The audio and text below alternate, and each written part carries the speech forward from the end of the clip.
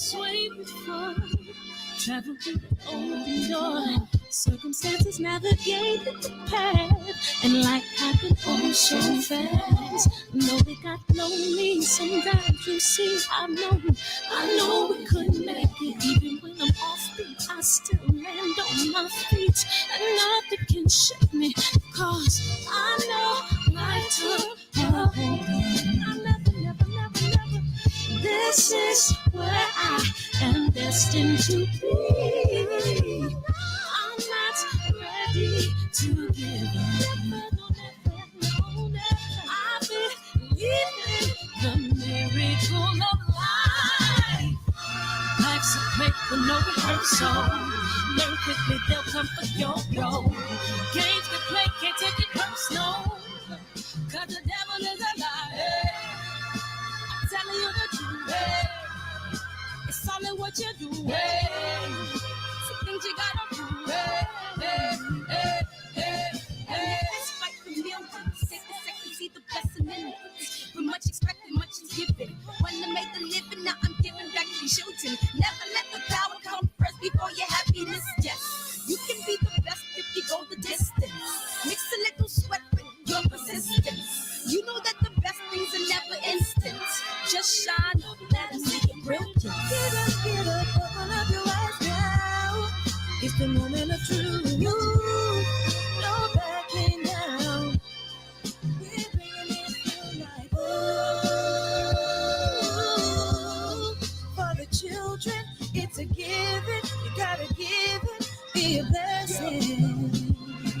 This my personal statement. Run the game like I'm aces. Learn to develop patience, determined to be the greatest. Yeah, bobbing and weaving, they changing up like the seasons. Indigenous to the grind, so I do it for all my people. Jabbing the competition, back up against the ropes. You fighting for recognition. I'm fighting just to promote equality where we lack it. While cancer slowing our road, I'm confident we'll make it. We focus on common goals. Yeah.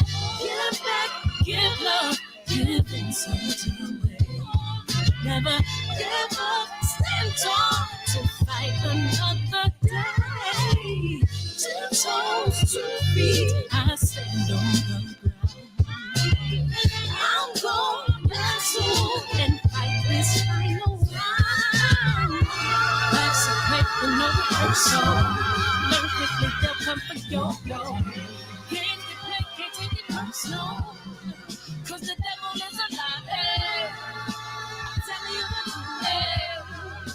It's all in what you do. Some things you gotta do.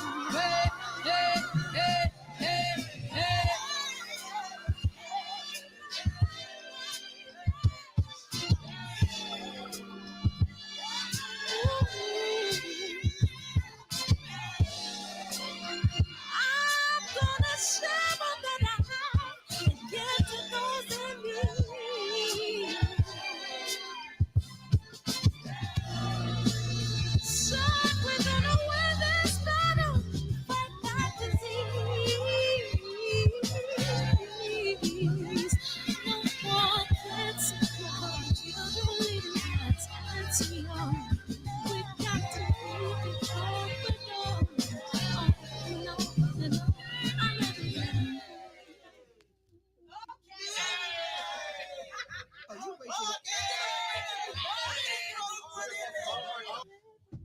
Great job. Yay. Oh my God.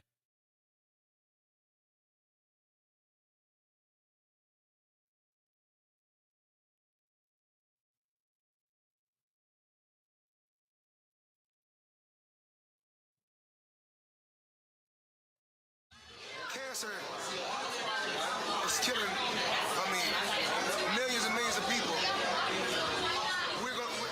Me and my team, along with Sam Watson and his team, we're going to stand together and fight this disease. I come this way before. Travel through the open door. Circumstances navigated the path. And life happened all so fast. No, we got lonely. Sometimes you see, I know we couldn't make it. Even when I'm off beat, I still land on my feet. And nothing can shake me. Cause I know my time.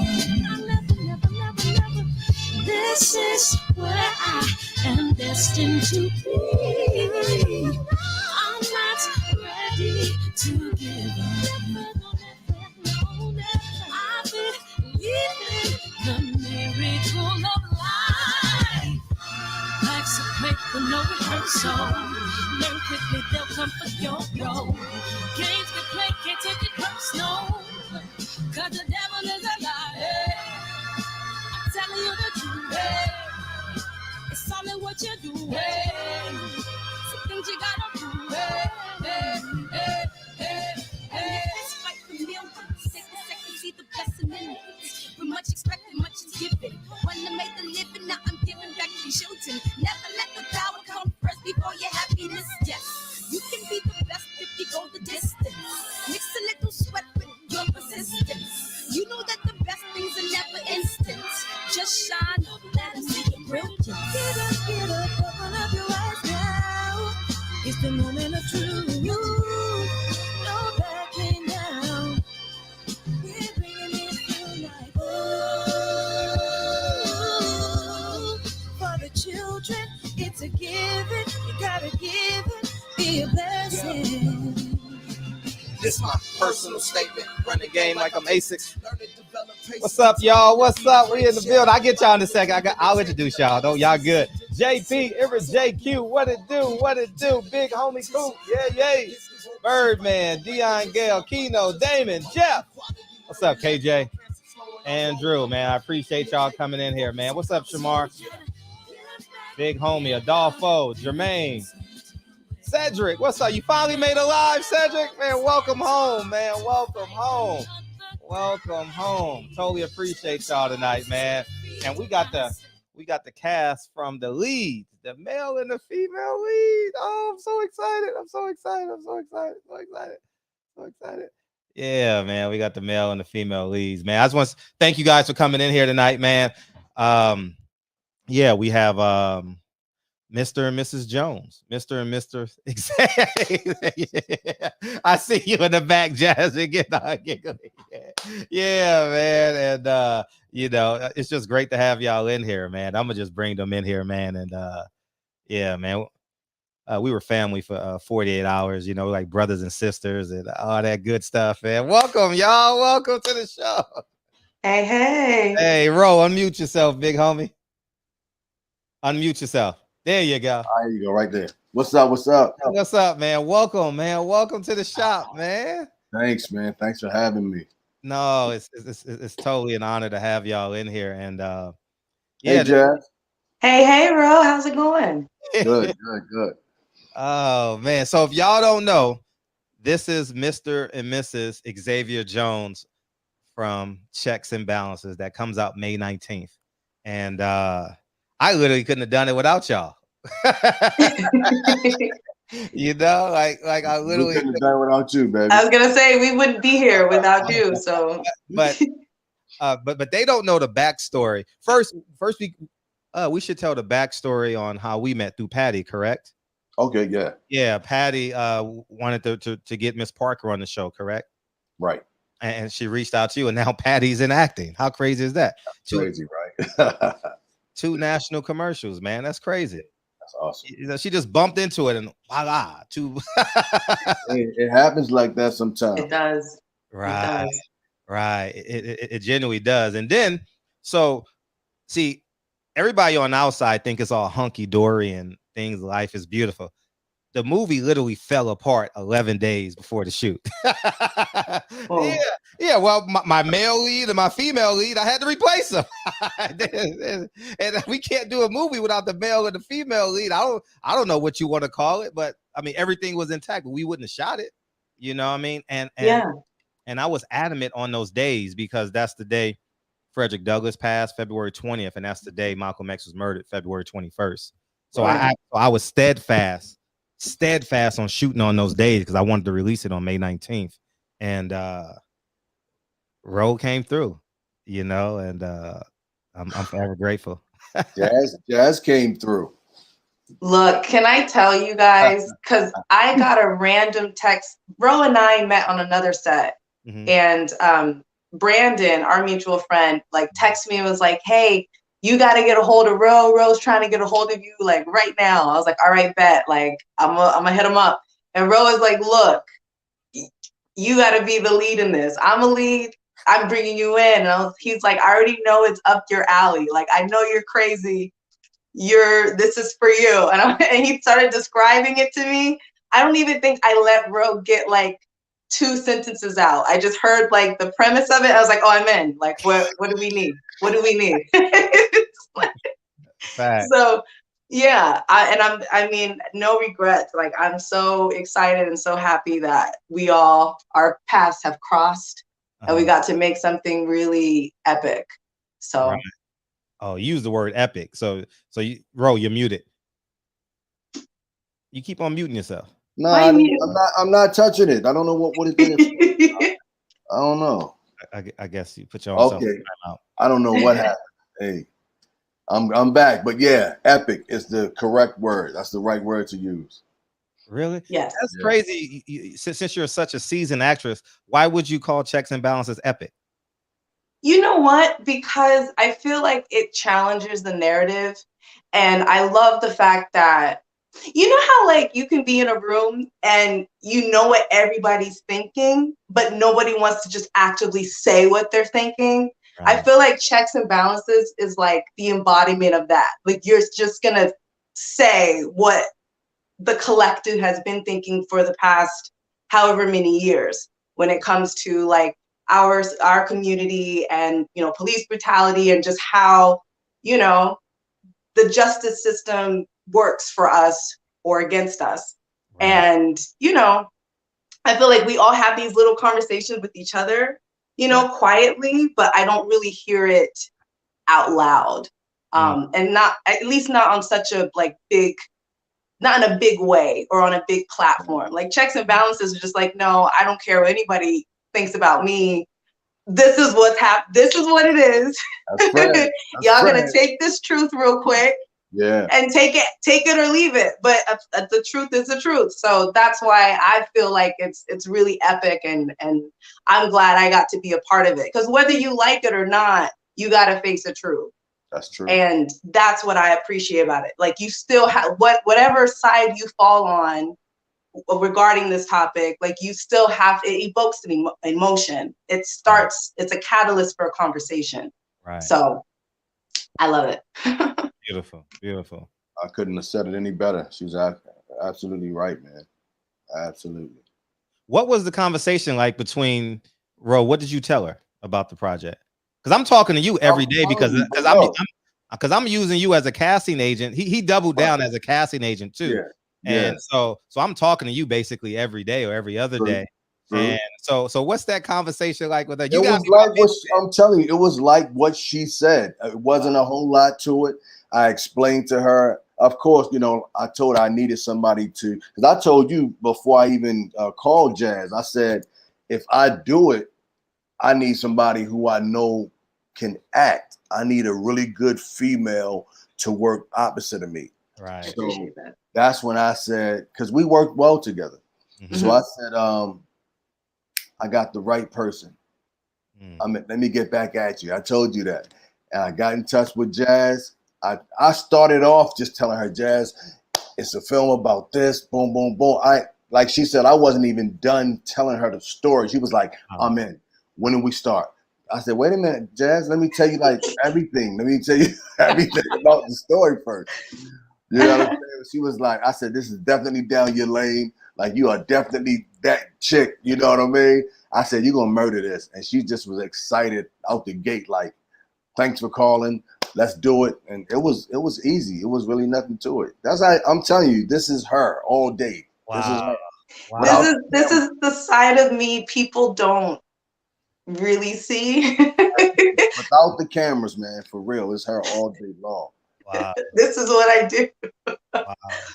People are gonna think I'm crazy, but I mean, I'll say it like this: like, I'm a military brat, so like I grew up with a lot of this stuff, and like my dad having to be like overseas quite a bit, and like the women are here. He was very adamant about us being able to take care of ourselves, you know, while he's away. So I feel like I just grew up with this stuff.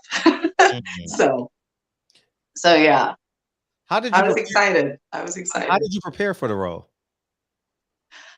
Ooh, it was like I had to like get over the excitement first, and then like really like really explore how I felt about it, because like I said, this is when you talk about like the injustices towards our community, like it's stuff you think about all the time. It's like in your face all the time, especially being like a Black American, you know? So like I had to like separate like my emotions and like really just break down the character. And I figured, you know, Ro being who he is, I feel like he was more the aggressor.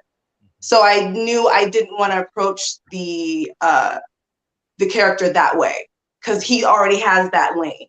So I felt like the smarter way was for me, or the better lane for me to be in, was to be like that, like the monkey wrench. I feel like she's the monkey wrench of the scenario. You know what I mean? Like when you look at her, she's very, very well put together. She is, you know, she's a doctor. She is like, you know, the American dream. Don't give she it embodies away. that. So you wouldn't, I wanted people to feel shocked when they see another side of her. That's why I'm like, you know, monkey wrench. Sorry, monkey wrench.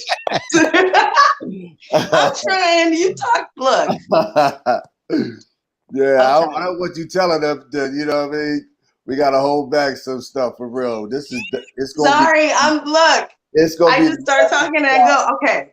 Right. It's going to be the epic shot. So we got to keep on that seats, man. It's that kind of film. You already know.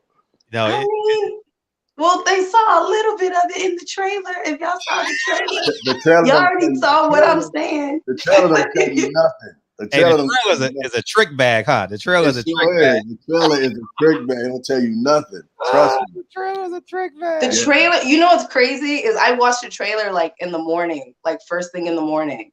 I had to keep watching it because I felt like my brain just couldn't process everything that was like happening. It was just so crazy. It was so perfect. Like I had to just keep watching it. And like I called my parents. I was like, you guys gotta go watch it like right now. Everyone, go watch it at this moment. Right. Y'all did a great job of putting that trailer together, man. It's fine. Yeah. Trey did a hell of a job, man. Great job, Trey. Yeah. Like I say, I trust him. Like all I got to do is hand it off to him, and it gets done. You know what I mean? We've been together for about 15 years as a tandem, off and on, doing different projects. And right. You know what I mean? And because he's an independent business, you just got to keep on getting on. Are we on schedule? Are we on schedule? Are we on schedule? That's it.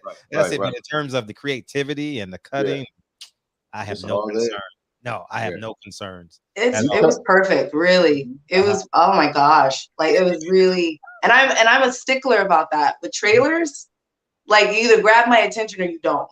Yep. Right. And that one I can like honestly say, like, and I'm a stickler even with stuff that I'm in, because I've had some stuff that I'm like, I don't know why you guys edited it that way. Like I'm not that excited about it when I see it. But this one I'm like, oh, anything, I will post it. I want the world to see it. Right. You know, he did a really wonderful job. No, he's uberly talented.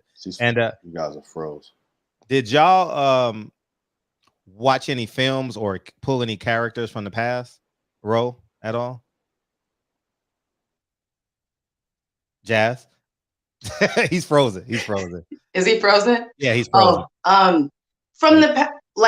From already existing characters or characters that I've played in the past? Both. Either one. No, I tried not to. I made a conscious decision not to because I wanted it to be, I always feel like whenever I approach a character, first off, I always feel like whenever someone comes to you like yourself and is like, hey, this is what I envisioned. Right. I feel like they're telling me, hey, I'm trusting you to like translate what was in my head to an audience. So I feel like it's not fair for me to bring to it little bits and pieces of other characters from my past, you know? So I try to come to it with a really clean slate. That way I can try to pick up like little nuances or pick up, you know, the full essence of that character. So I feel like I didn't use anything in the past. I just try to stay present and like give everything that I could, or what made sense to me to do in that moment. You came to set so prepared. I didn't even know like what part of the movie was challenging for you. Was anything challenging for you in terms of to conceive it or to think to play it out? I think, again, without giving things away, I think just approaching every scene and making sure that everything hit home, that everything translated for an audience, like keeping an audience in mind. Right. That, you know, I too am a part of this audience that has these comments, these feelings, these questions on like why things happen the way they do in our society. Like, so I want to be able to, like, I don't know if it comfort is the right word, but I want to be able to help the audience get to those answers, either whether it's on their own or in conversation or whatever the case may be. But it was just every scene, make it its own, and really pay attention to who my character is in what scenario. I guess that's the best way I can say things without giving it away. But yeah, that was my approach to it. Yeah, because I was watching you like through the lens, through the monitor, and I was like, it seems like it's like second nature for you to dive into Mrs. Ebony Jones. Yeah. Thank you very much. I appreciate that. Like, I honestly, like, roles like this, I always look at them like a playground. Like, it's just a playground for me to just be, you know, and you get to really just live vicariously through a character. And again, these are things that we have all talked about and we, you know, on some level wish would happen.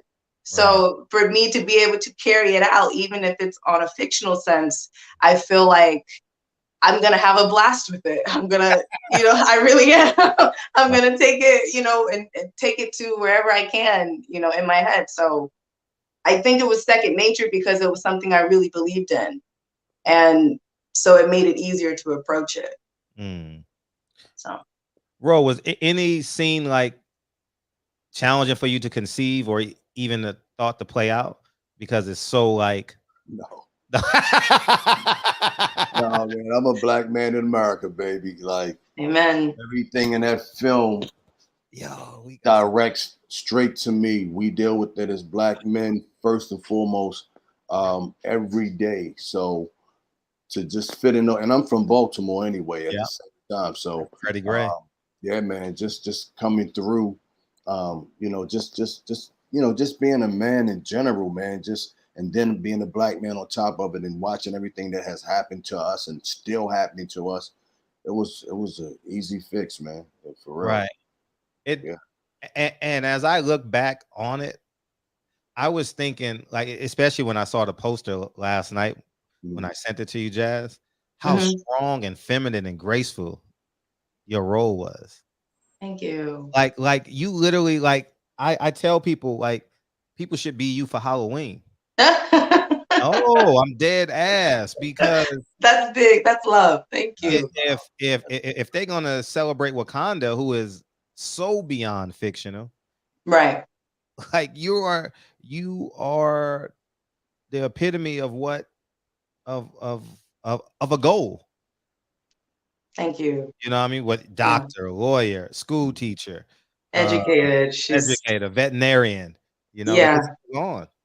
Yeah. I appreciate that. That's wow. And and you're married. Like she's real. I mean, you wrote her.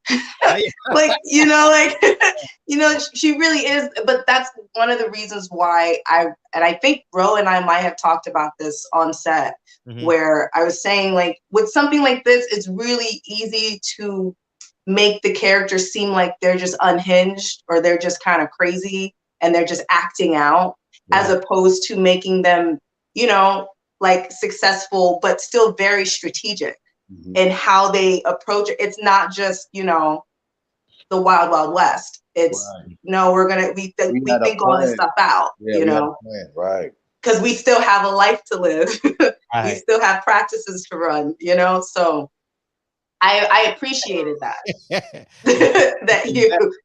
You definitely executed. And I want to get back to that. But before I get to that point, what was the conversations? What were conversations y'all were having amongst each other that we'll never know? Well, if we tell you, then you will know. I know. Like, I know. I didn't even think about that. Yeah. because y'all in the car. I mean, I caught some of it because y'all were mic'd up for the first location. But outside of that, I don't know what y'all talking about or like. You want me to be really honest? Uh-huh. Like, first off, that Tesla, Uh-huh. I already told you, you already saw I am technically challenged. Okay. Technology and me, I don't know what it is. So I think in the Tesla, it was just like making sure we could open the door because you can't just open the door like a normal car. Right. Uh-huh. So it was like making sure we could hit our cues with it. But like, I mean, I feel like we were just go on set. So I felt like there wasn't, I don't know. I can't think of like specific conversations we had. I would say the car scenes were like the scenes where we were able to calm down a little bit, calm down, get into another space. We would talk about things that didn't necessarily have to do with the job at hand, just to relax for a second. Right. But we also, would make sure our outfits were straight. We had to tape around, certain things and make sure we were good. So we wanted to make sure everything was intact. And, at the same time, we made sure, like she said, we were strategic with how we were exiting the car, making sure we did certain things maybe at the same time or, just going through some different ways to show our unity, at the same time. So even down to wearing our hats the same, you know what I'm saying? Like we were just figuring things out just to make everything cohesive. So I would say, we were very strategic even after, the script was written. We had to go inside and just figure out our own nuances and how we wanted to really approach it from the character's perspective. Right. And what's funny? I wrote it, right? And I didn't know. Yes. But I didn't know. Bravo, baby. Bravo. Absolutely. Let me say this before you say anything. Now, I'm not gonna put, my age out there or date myself, or whatever. But I will say this. I take my hat off to any writer who writes where I do not have to change the dialogue. When I can just fall in love with the script and the words just stick in my head, it's not a lot of trying to remember. And we had a lot of dialogue. But it wasn't hard to remember because it was written so well. And that is a gift to actors. So thank you. I second that. I completely second that. No, and it was a lot of hours. I had help. It was a lot of hours from 11 to 2, 11 to 3. But what was unique was I forgot my point. So you got me off. I forgot It'll come back. We had to give you your flowers, though. We had to give you your flowers. Yeah. Amen. Yeah. But what I will say, speaking of writing, that thought to come back to me is when I was writing it, right? I the other person I was writing with could not fathom that y'all didn't have trauma.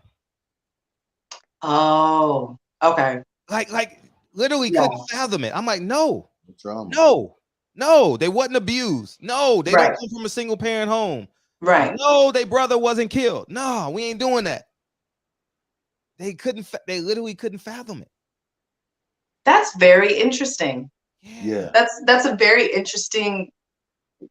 It's odd because I'm sure they're not the only person who thinks that way. Of course, right. You know what I mean? So it's really, when you think about it, like in retrospect, it's odd that people feel that in order for someone, especially being Black in America, the only way for you to feel this way or to be this outrage is if you had some type of trauma, crazy trauma that happened to you that you couldn't get over.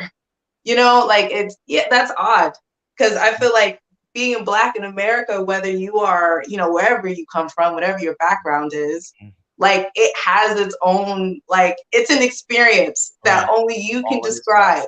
That's right. You know, like if you're not Black, you can't, maybe you can empathize with us, but you can only understand it to a certain degree.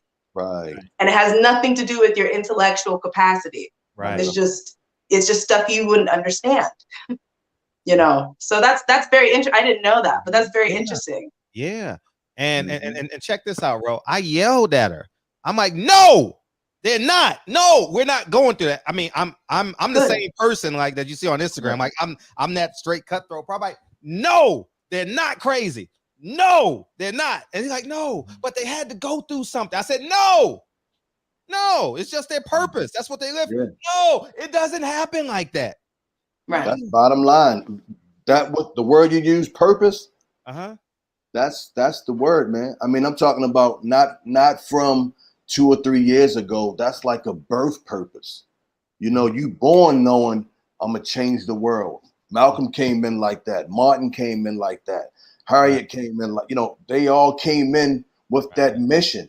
You know, and that's how we came in.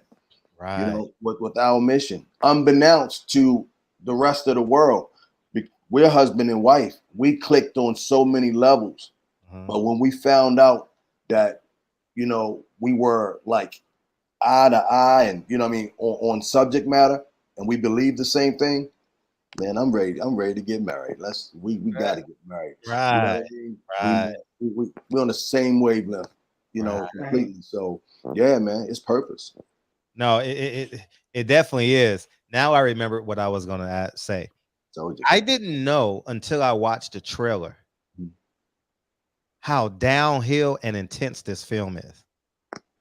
I didn't know. No, I didn't. In my head, I didn't see it like that. No, I swear, I'm not lying. Not lying. I didn't know. Nope, I didn't. I didn't know. So what was it that, like, what was the moment that when I saw y'all turn that corner? Why you trying to make you give it away? Stop it. No. Stop, Jasmine. I didn't know. I'm not. I'm really curious. No. What moment? You gotta be tricky. Yeah, you gotta be tricky. Go ahead. When y'all turn that corner, and when the cops open the door and y'all start going downhill and it gets real aggressive, I'm like, oh, I didn't know. I wrote it as a story, so I didn't know the temperature of it.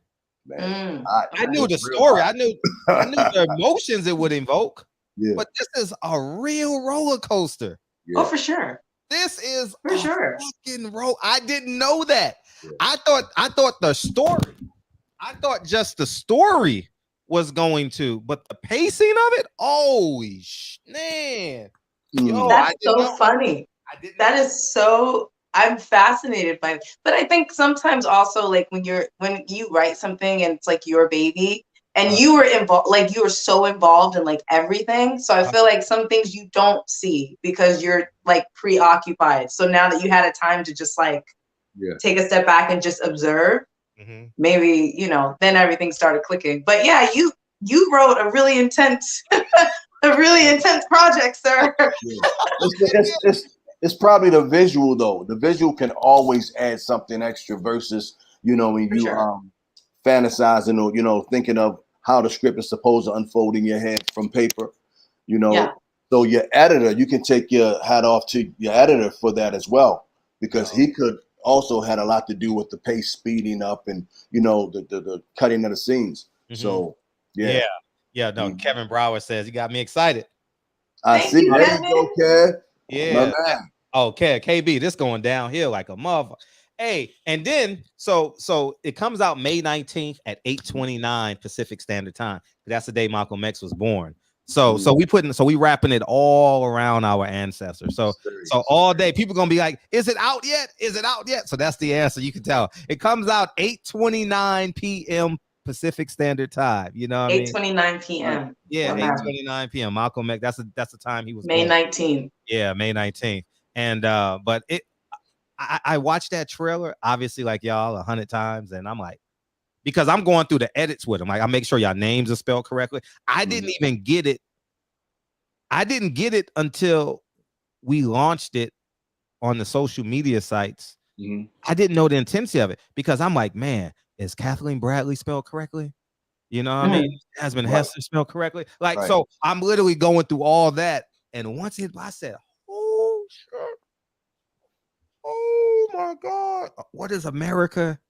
What is America gonna think about this one? Whew.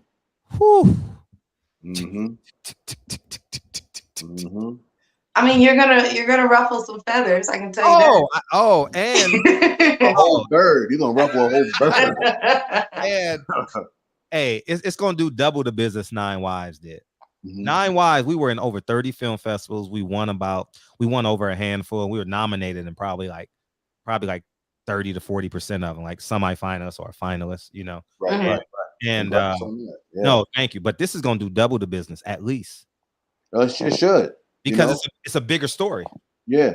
You know, it's a bigger topic. And every new effort should be the better effort. You know what I'm saying? Yo, this gonna move mountains, man. What scene were y'all excited to shoot? As best you can say, as best you can do it. I see now I'm scared because I don't want to. You have to think of how to reply. How you gonna say that? I will just I don't know how to say it. I'll let Ro go first while I try to. I'm trying to think myself. I'm gonna tell you, man. You may think I'm taking the easier way out, but everything wasn't. Did he freeze, bro? I'm gonna like kick you. Freeze up like that. Oh, there you go. There you go. Now you're back. There you go. You're back. You're back. I don't know, man. Spectrum sucks. So day 2 for me was the day. The entire day 2. It wasn't a particular scene. It was the entire day. That was the day 4. Yeah, man. Yeah. I'm trying to think. Day 2. Yeah, day 2. Day 2 was popping. Like day 2.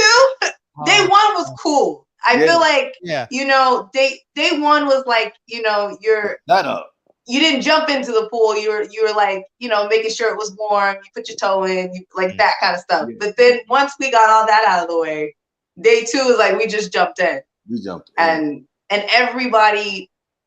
What I appreciate about this set is everybody did their job, like acting wise, like everybody did their job. So it was easy to like play. It was easy to be in a moment because everyone really brought it.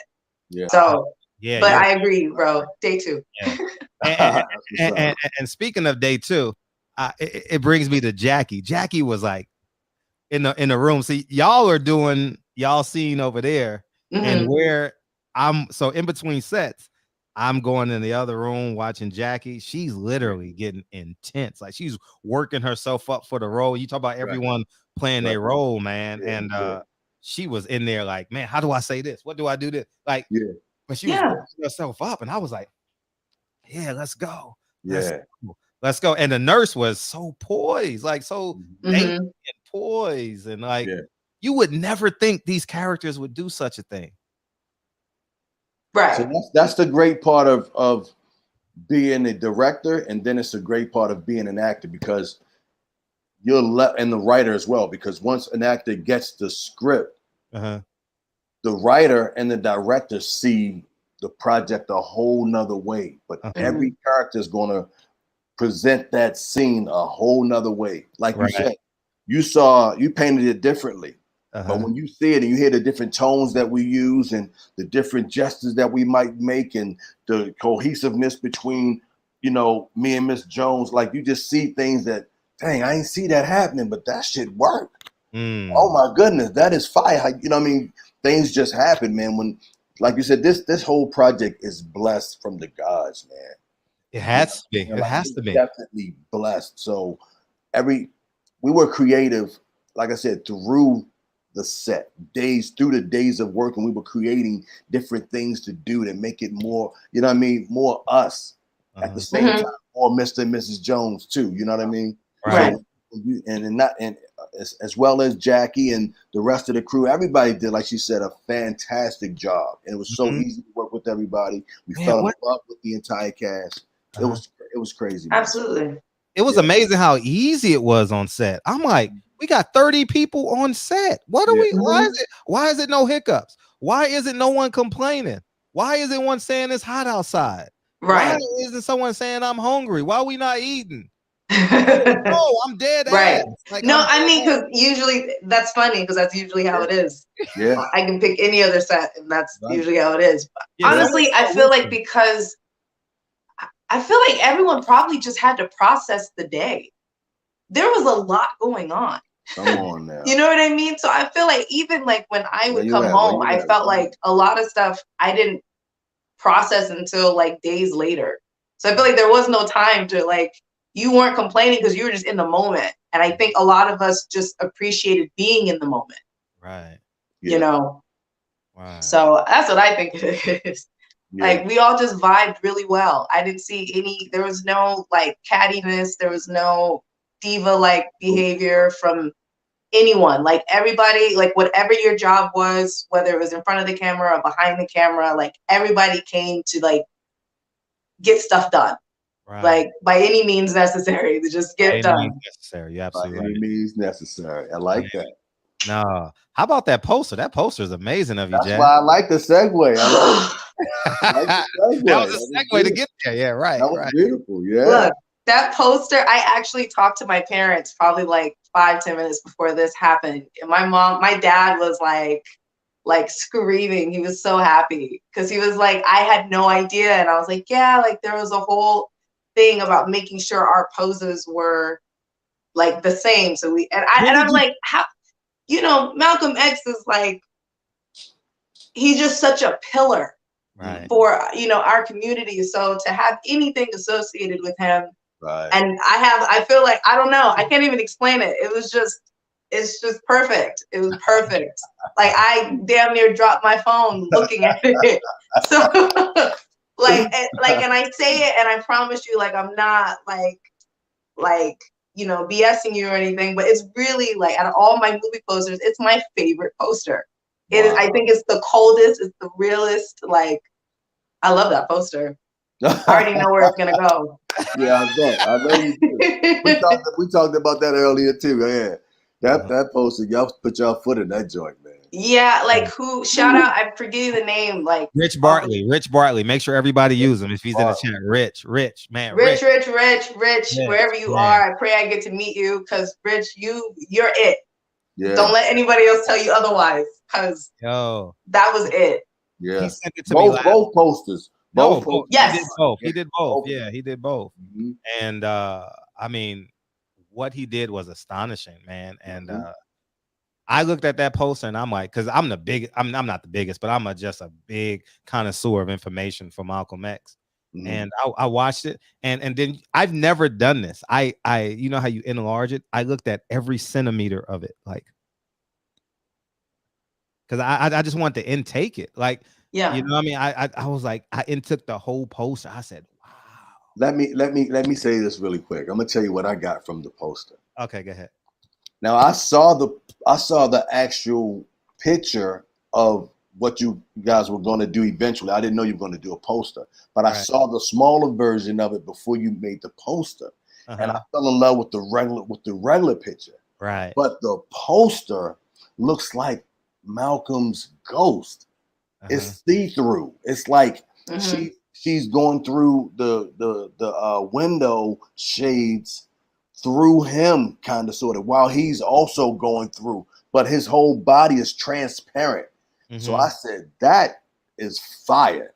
Mm-hmm. That's fire. I mean, that's just good creativity from, you know, your guy, because he could have used a solid, Rich could have used a solid figure on Malcolm and then, you know, had her do her thing like around him, but he made him see through, where all the action, man, it was just crazy. Like, you know what? It's funny. It makes me think of this because with my friends, I always joke around like my ancestors are always talking to me or whatever, like just throughout life. And so when I look at that poster, it makes me feel like you're just seeing a connection through time. Like you're seeing a connection between like my ancestor, the person who went before me, and has like left these lessons for me, which I feel like this is why I'm doing. We're so similar because it's like this was, even if I never met this man, this is just something that was inherited just through genetics, through, you know, being Black, through melanin, whatever you want to call it. Like, that's what it was. So that's why I love it so much. I'm a big history buff. Like, I love histories, anything about history, really, especially our own. So I love that connection that poster says. And it's such, just with one photo, you know, like one photo, it says so much. So I love it. I'm telling you, it's my favorite post. It's my favorite. Rich really did an amazing job. Remember when KRS-One did it, right? Yeah. Yeah, he used the same background. It was like 20, 30 years ago. No, that was the 80s. Yeah. Yeah, a long time ago. KRS-One did it. But same name. The name of the album was what? About Any Means Necessary? By Any Means Necessary, yeah. But it's never been a woman. No, that's the point I'm making. Look at the history of it, of that poster. That poster is iconic.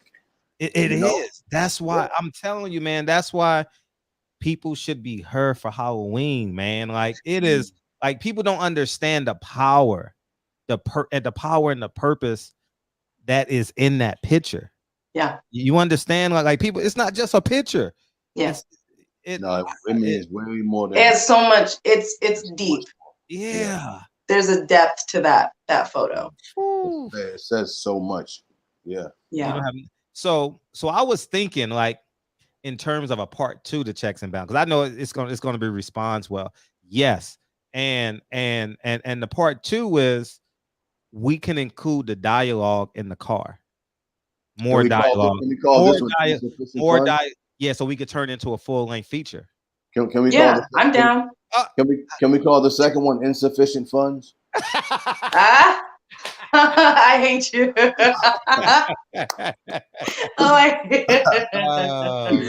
Yeah. But I was thinking, because the movie that I want you to cast for me, Ro. Yeah. That can be a scene. You get what I'm saying? In my head, I was like, no, let's just make this what they call it? Audition. A what? Audition? Oh, short. Not a short, but like, you know how they do like part 1, part 2, a series. Oh, a series. Yeah, a series. Might as well just, because I know we can make 80 minutes out of this next time. You know what I mean? Easily. I mean, you left it in a good spot where you really can go anywhere. Yeah. With it. You know? So you might as well, you know, it's uncharted territory, Fred. You might as well just pioneer through it. Because it ends open. The streaming network. It ends open. Yeah. Yeah. I'm down. I mean, where are we going? What do we need to do? Oh, yeah, that's how she was right there, Fred. We should. That's how she was. Yeah, that, I mean, but for real, you know what I mean? Because I was thinking, like, because we could cut the cost with the travel, with the car. You get what I'm saying? That would be 20 minutes of the film, you know, 3 minutes here, 2 minutes here, 4 minutes there, and boom, we got dialogue. Dialogue. Yeah. And I was thinking, shit, May 19th, 2023. You know what I mean?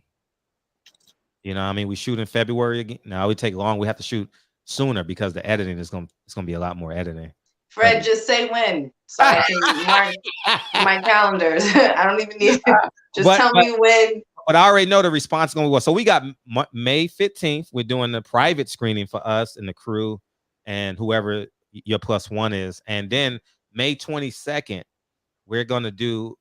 I want to give this film to the community, so I'm gonna shoot it free in Leimert Park where we actually shot it at. I'm gonna screen it there so the community can watch it outside. May 22nd. Yeah, from 6 to 8. 6 to 8. Oh, that sounds dope. Yeah, and we're gonna have live entertainment. We're gonna have an artist. Hope is performing. I don't know if you know her. Rain Don't Last Forever.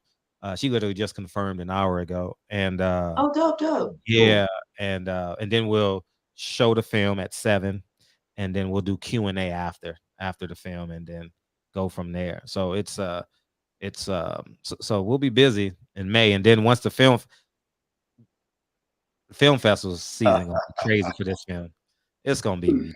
I think I just saw something about a film festival, and I kind of smiled to myself because I knew they're just not ready. Like, and it's no shade to anybody, like anybody's project, because I'm proud of you. And just to get a project done is an amazing step.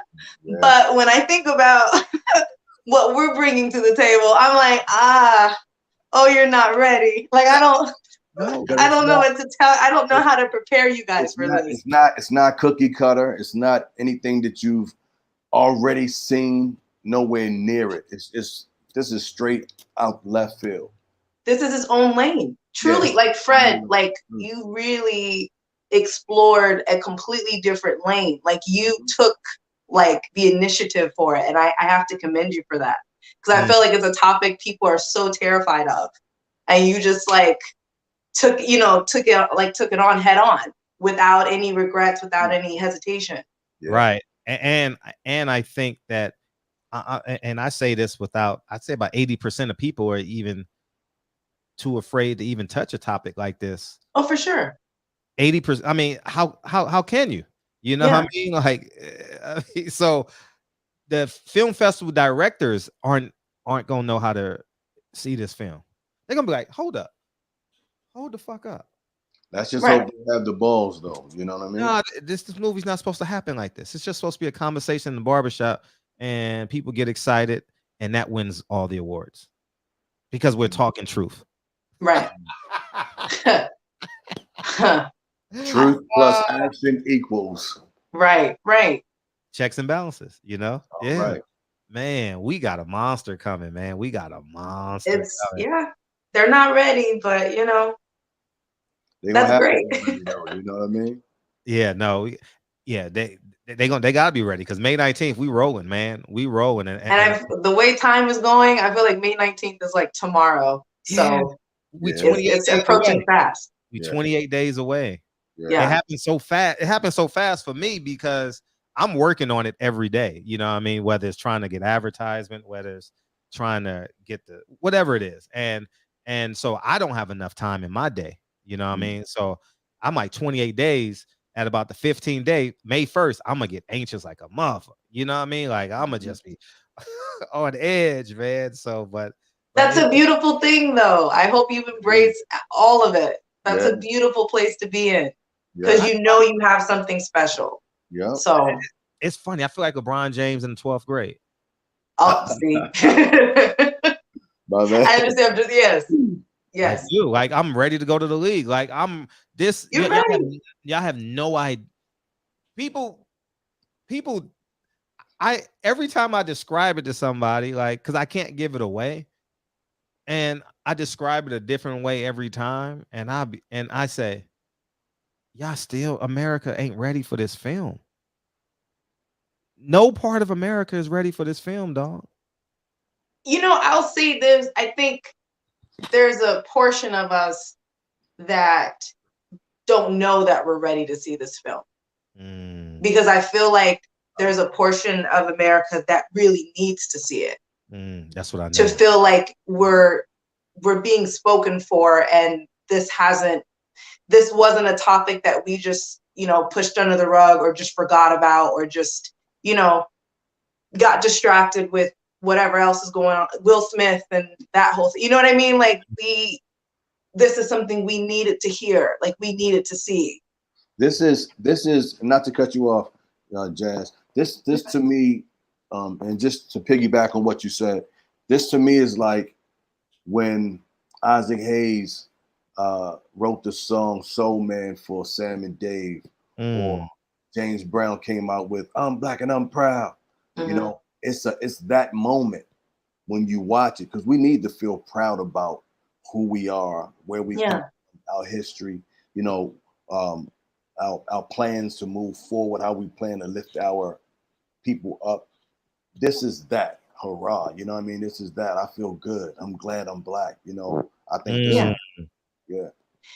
And I feel like not even just Black. I feel like it's about being proud to be like a Black American, because I feel like our whole identity gets like mixed in with the world and like, no, like Black America is like its own category, its own, you know what I mean? So it's Black America for sure. But we need to see it. This is something that needs to not just be something we casually thought about like in our heads, but just didn't have the courage or have an audience that would want to talk to us about it so we could, get these emotions out. This is something we need to see. Right. And something else you need to see. Smooth Sha shouted you out, Jazz. Oh, thank you, Smooth. I appreciate that. That's very sweet of you. Thank you. I figured you appreciate What's up, Smooth Sha? You smooth, all right. That was very sweet. So, how would you want to leave the shop? How would you summarize it? And we'll start with you, Jazz. Don't start with me. I don't know how to summarize it. Because look, I want to just talk about it, but I don't want to do it. I'm ready to have that conversation. I'm ready. Like, for example, I know we have a scene. Now I believe there's 2 scenes that the Academy board would say that is a perfect scene. Nurse. I think the nurse scene is flawless. Because it's never been done before. Right. Day 1 first scene. Yeah. Okay. Because that's never been done before. So when people watch that, they've never seen that before on any level. Nobody's ever done it. No one's ever gone to get them. Right. It's always been a military man going to get a military man. Or an agent going to get, but it's never been. This is civilians. There you go. A civilian. Civilian. Yeah. Yes. This is unheard of. Very unorthodox. But that conversation you have on day 2, dog, I'm getting, man, look at my arm, man. What's you talking about? Man, that conversation. Day 2, scene 2. Scene 2. What you talking about? What you talking about? That scene, yo. Yeah, that was fire, man. Yo. That was fire. Man. That had me pumped up too. We know. Yeah, it had me know. Pumped up. Like, yeah, it did. I wouldn't have done it, but it's one of those screaming scenes, like you really just want to lose your composure, kind of, sort of, because you start really not reminiscing, but thinking about how it, certain things went down, and you're in a position almost, you know what I mean, like in your own world, in a position to do something about some things, you know what I mean? Right, right. All I can say for real, man, like I hope the world is tuned in right now, man. When I tell you this is gonna be a treat, I advise everybody to go get all their popcorn and their drinks, and do not move from in front of that screen from 8:29 until after the credits roll. Yeah. I'm serious. Yeah. I'm so serious. Yeah. And you know what? To speak to that point, Ro, I'm kind of afraid to put outtakes at the end of the film. Why? Because grandma's gonna be crying. Yeah. Grandma's gonna cry. I have no grandma's crying. It's just no. Ain't no need to turn back now, baby. I mean, I say it's full steam ahead. Go hard all the way. Yeah. You know what I mean? Like go hard all the way. Should we put outtakes at the end, you think? I think so. Why not? You think so? Because take them out of that emotion. You know what I mean? Because grandma. I always feel like, like when I graduated with all my degrees are in psychology. I feel like every time we did anything that was challenging emotionally or mentally, there was like a debriefing. Like we're taught to debrief at the end. So I feel like outtakes can help people pull back a little bit and regain their composure. And especially like, I'll say the last location on the second day. Oh yeah. You know what I mean? Like stuff like that, I feel like would get to everyone. because it kind of just wraps everything. Yeah. You know. Yeah. So. That's true. That's true. But yeah, put the outtakes in there. Some funny moments in the outtakes that are, like you said, bring people down a little bit, and you know, put some smiles on some faces after the tears. Yeah. Whatever the other roller coaster of emotions happen. Yeah. Right. Everybody leaves smiling. Right. Yeah. Everyone leaves smiling. But I'm gonna tell you what. This is what they're gonna do. I don't know how. You know, their gestures when they leave. But remember when I'm about to date myself again. But remember back in the day when you would go to the theater and you would see a karate movie, and you'll come out and you do all the karate kicks and all of that when you left. It's one of those moments. This is that kind of film when you leave. You know what I mean? You're gonna find something to do from that film, something that you digested from that film. You're gonna leave with that. And it's gonna be whether you just keep repeating a particular line over and over again, or something. It's gonna be something you leave with that's gonna stick with you forever. I wonder what's the line of the movie. I don't know what it is. That's what I know, right? I don't know. Line? That's a hard question. Oh man, I don't know what it is. I don't know. Because there's so many. Like there's so many moments that you could easily like be the line for the entire thing, but yeah, I don't know. On that one, you can go a lot of different routes that way. Yeah, there are so many. True.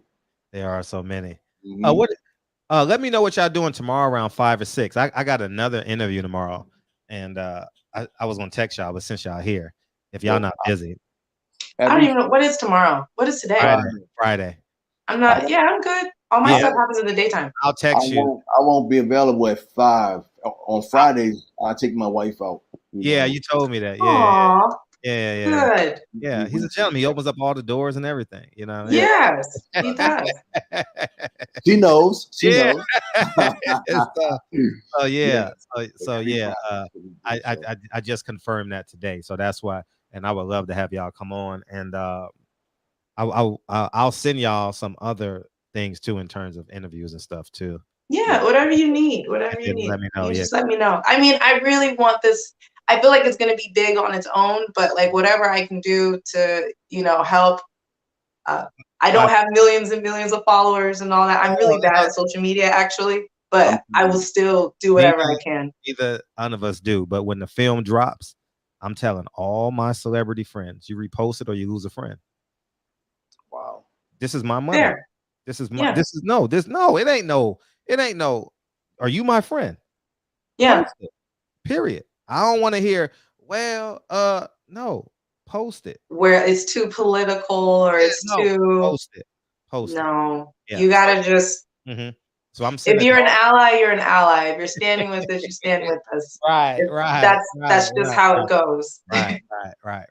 So that's how convicted I am on this, and I thank y'all for coming through tonight, man. And so on the not the 19th, but the 20th, we got to come because I treat Malcolm X's birthday like Thanksgiving.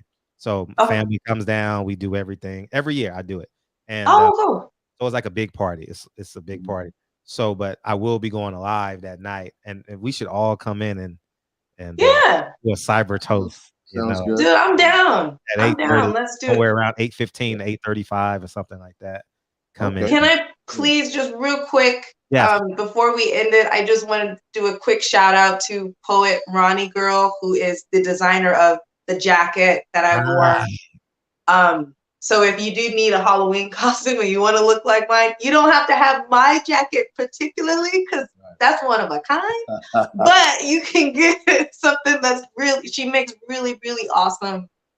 I actually got to visit her. I went down to her boutique and I got to see more of her stuff in person.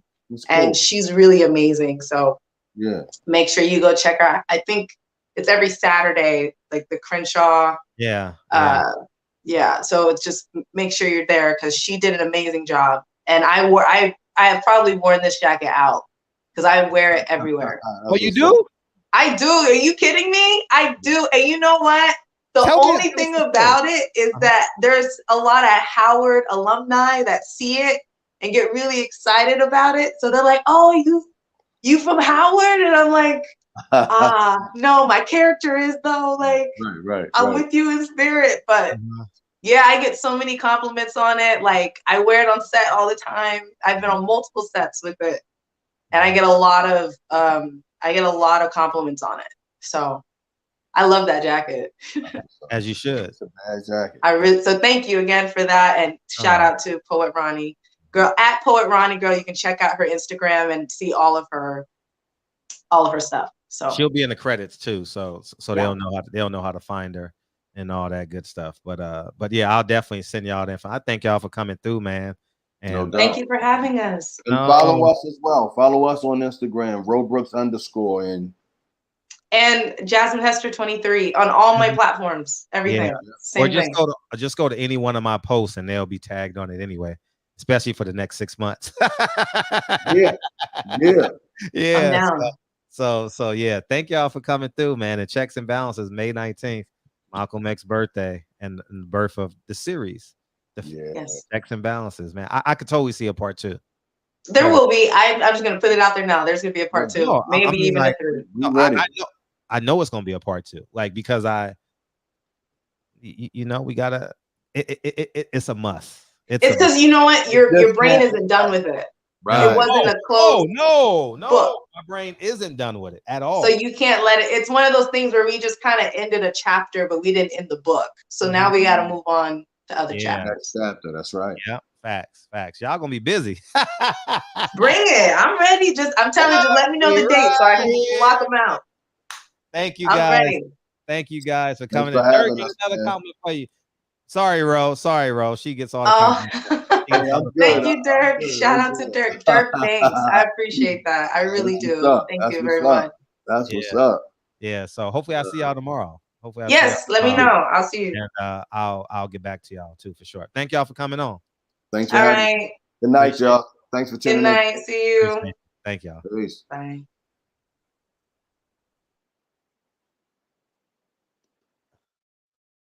So there y'all have it, man. So this is my Checks and Balances sweater. So every interview, anything you see, I will be wearing this sweater like I wore the other one last year for 9 Wives. And I can't wait for y'all to see this. And I'm not sure if let me see if he's still on there, because Blue Blood is interviewing Derek James. I'm not sure if he's still on there, but that's dope. Shout out to Blue Blood, man. Oh, he's done. Damn, I wanted to watch it. I wanted to watch it, dog. I was like, yeah, I want to watch it, man, because I know everybody's over there watching the interview. Salute Fred in the chat. Dan Raphael says Spence Ugas did 240,000 buys domestically. Spence is a proven draw. Yeah, that's a good number. That's a good number. Good, strong, firm number. So Crawford and Spence will at least double that. You know what I mean? So we'll at least double that for sure. So so we're looking at 5.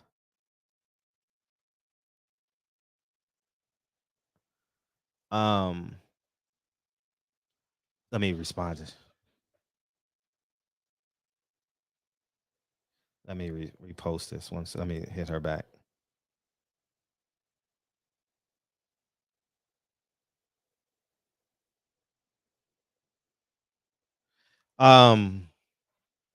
So yeah, man, I 240,000. That's solid. He's behind Canelo. He would be second to Canelo. So if he does 240, that means Tank is doing what? 160? You know what I mean?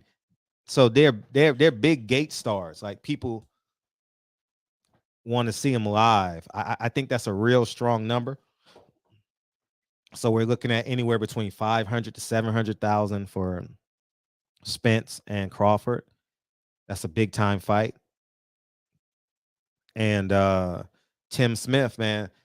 Tim Smith gonna have to edit his words, man, because I think easily they do 500,000 buys. You know, easily they do 500,000. So that's a solid number, Victor. That's a solid number. I'm happy for Earl to get 40,000 in the gate, in the door. I don't know how much was the gate. Can somebody Google what the gate did? And for that to happen, I'm proud of Earl. I'm proud of Team Spence. They put 40,000 people in there, and 1 second.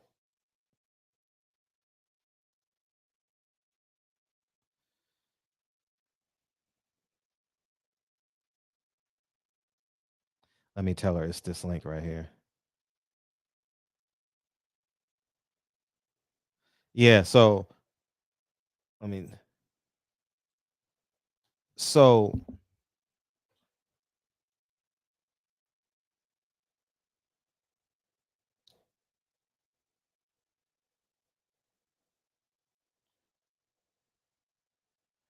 yeah, that was fun, Bird, man. That was fun, man. I spent Roe Brooks. He was the casting agent for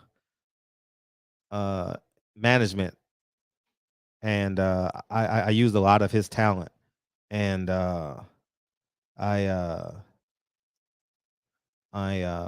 forever grateful to him. You know what I mean? Forever grateful to him.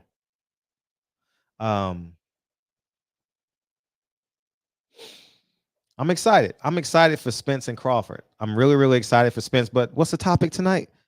Tank and Devin Haney. Tank and Devin Haney. So that's pretty cool. Tank and Devin Haney.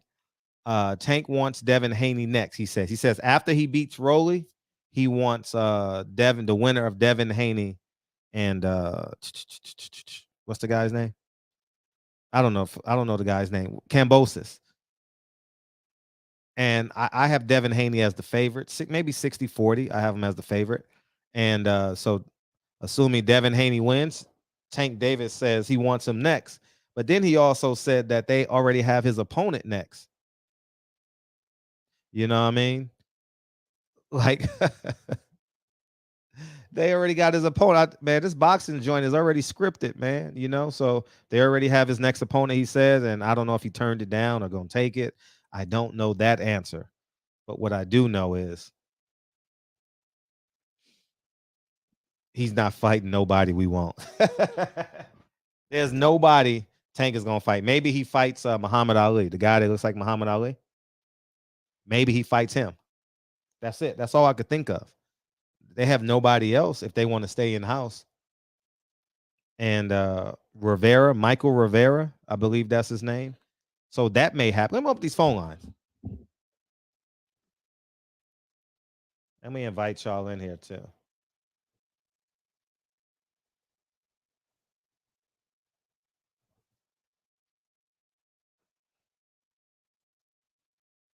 This is dope, man. Where we call in and talk to each other every night. That's pretty fucking dope. 727. What's up, man? What's up, homie? What's up, man? You on spring break? Shit. No, maybe. Fuck, I don't even remember, bro. I can't think right now. I literally woke up and I'm like, shit, I should probably call the barbershop, see what they doing. Nah, we chilling. We chilling. You gotta order my movie May 19th. May 19th. All right, bet. I got money. I'll order it. Dope. How much? $4.99? How much? It's gonna be $10. Oh, 10? All right, bet. Because I currently got 15. I don't know. Then I get another 20. So yeah. Perfect. Perfect. What you got? Mike Tyson, man. Yeah, did you see that? I did see that. I immediately thought of you. I was like, Fred is gonna get on this shit, man. Yeah, I had them come in, or else I would have, you know. I mean, like, no arrests were made on that, though, which is weird. Mm-hmm.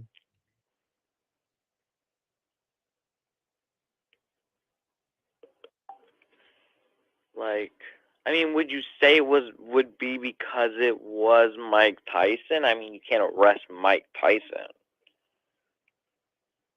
No, you can arrest Mike Tyson. He's been to jail. Oh, okay then. Fine.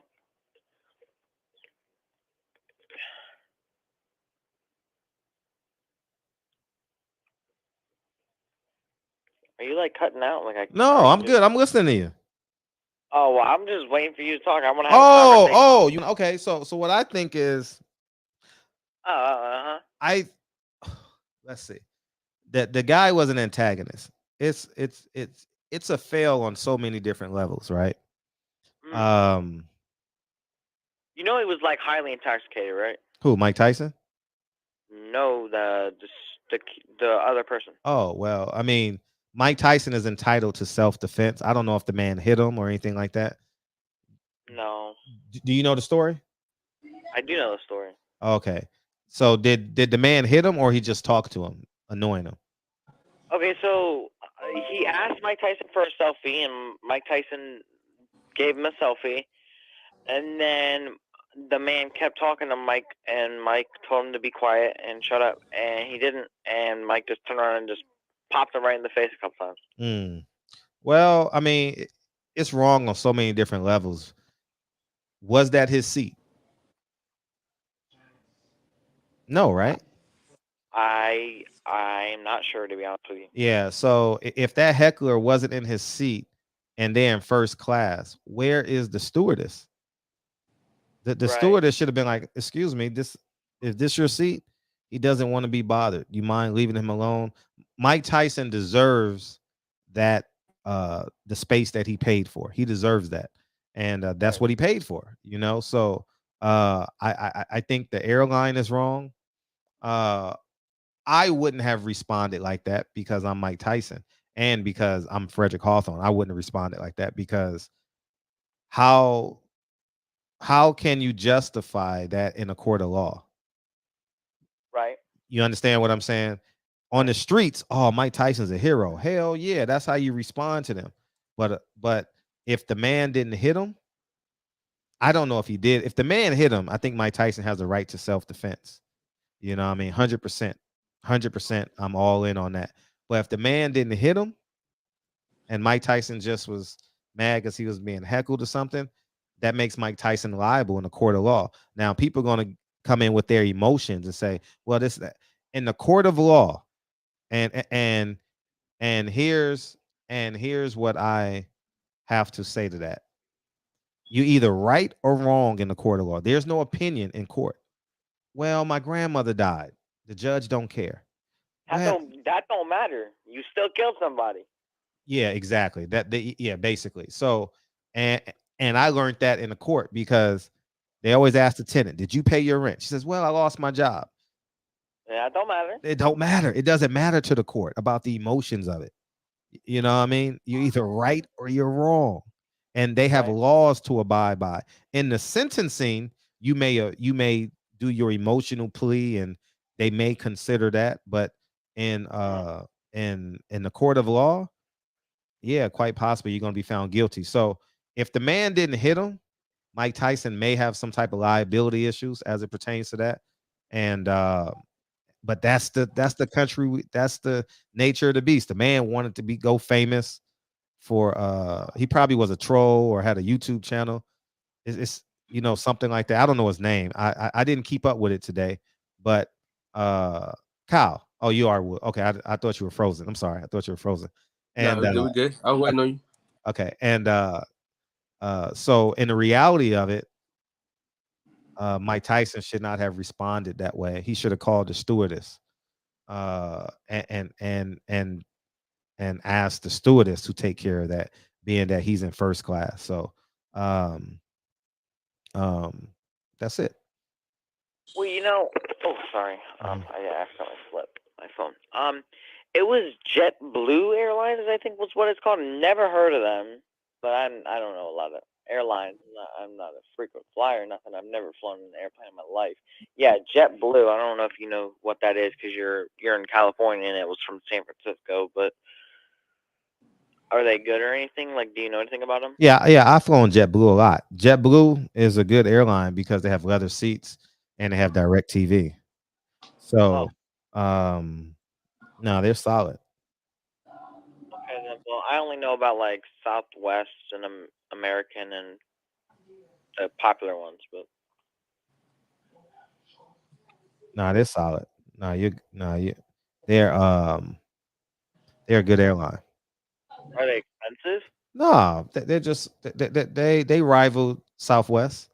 They're probably $10 more than Southwest. On if Southwest go 49, they'll go 69. So $20. Yeah. Okay. Yeah, something like that. Alrighty then. Well, I don't know. I just thought about you. I was like, damn, Fred's gonna get on this shit. It's Tomorrow probably I like, would be. We had the guests on, so I that would have been the topic of the show. But I didn't do no research on it. I just saw the 10-second clip. I mean, like, I can come on and say the same thing tomorrow night. Like, Yeah, we'll talk about it. Sunday. all right, bet, because a lot of people will probably watch that because it's big news. So Yeah, it is big news. Everyone's talking about it. yeah, you'll probably have a couple hundred. Mm-hmm. Facts. All right, bet. I guess I'll come in tomorrow and I'll do more research on myself, and I'll come in tomorrow about it. All right, for sure. Sunday, for sure. All right, bet. Peace. All right. Oh, yeah, because you're right. Yeah. All right, I'll see you then. I appreciate you, brother. All right, peace. Glad you're back. What's up? What's going on, Fred? How you feel? I feel good. That's Team all. won today. We always feeling good. Who won? The Panthers. We won 14 in a row. Hockey? Yeah, bro. I'm telling you, we're the best team. The one in my picture. Damn.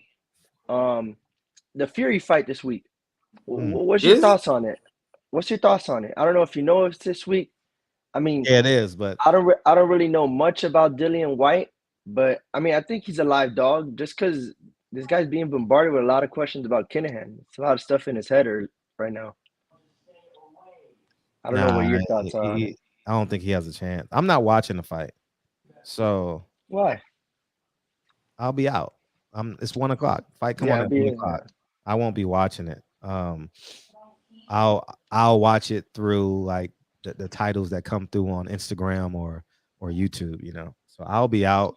I got to go to an event, and then I'll be at an event literally all day on Saturday.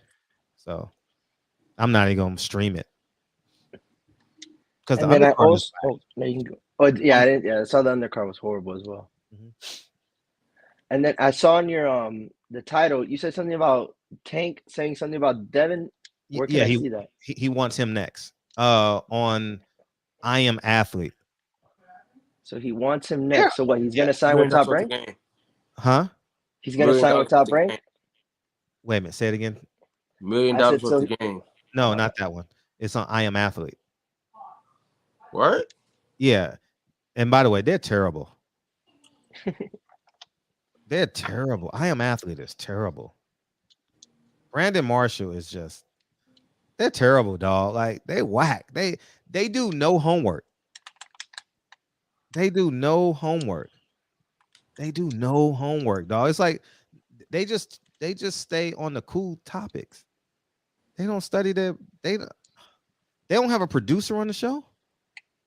Mm-hmm. I don't know. Go watch the interview and you'll see exactly what I'm talking about. He gave that fake speech at the beginning because he wanted to compete with $1 million worth of game when Tank came on. And you can totally tell that he wanted to he was competing with them. You know what I mean? We got the best podcast. We were first. And yeah, I know. But I just don't respect their preparation. I haven't watched them since Shannon Crowder and Fred. Yeah, it's funny how the intellectual they've been compromised intellectually. You know what I mean? They need to find somebody like me that similar to me that will do the homework. You know what I mean? That's an athlete. Like, you know how they have Ryan Clark. You know, like that's a man that doesn't lean on being cool all the time. I think they lean on being cool too much. I don't like that. I don't like it, man. I want the information. Like I'm going to your platform to listen to an interview, to hear information I've never heard, or to go deeper on the same subject matter.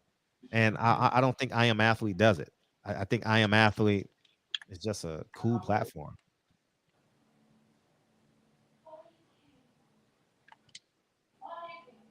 Brett, if I can ask one more thing. Yeah, please. Well, it's not really asked, but just in so he says he wants him next. So I'm guessing he means he's trying to sign with Top Rank, because that's really the only way it happens. That's literally the only way it happens. You're right. And that's the $1 million question, because he's going to have to do a partnership.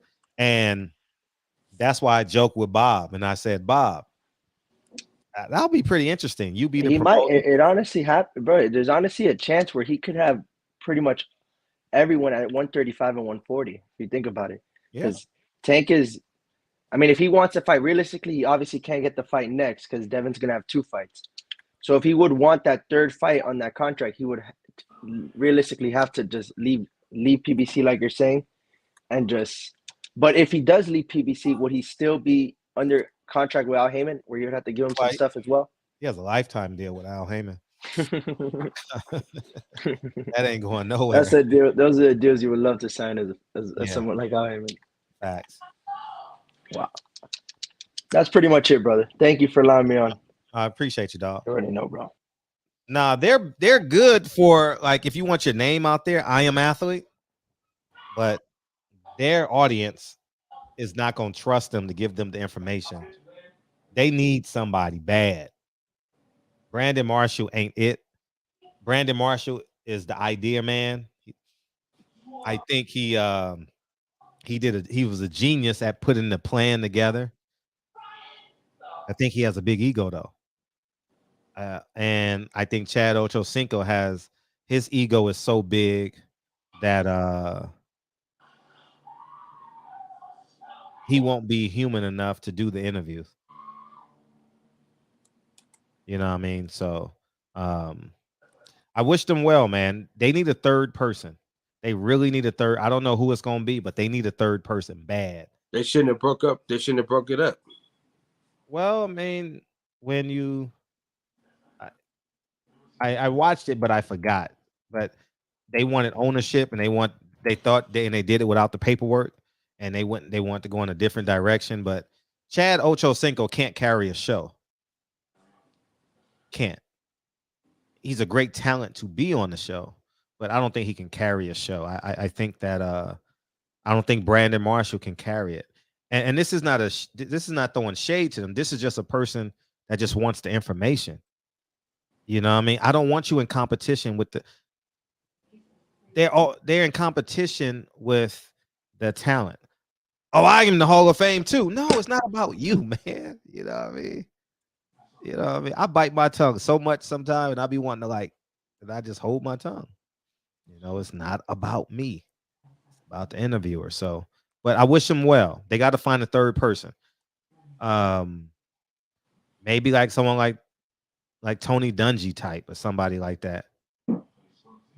You know what I mean? Tony Dungy or a younger Tony Dungy type.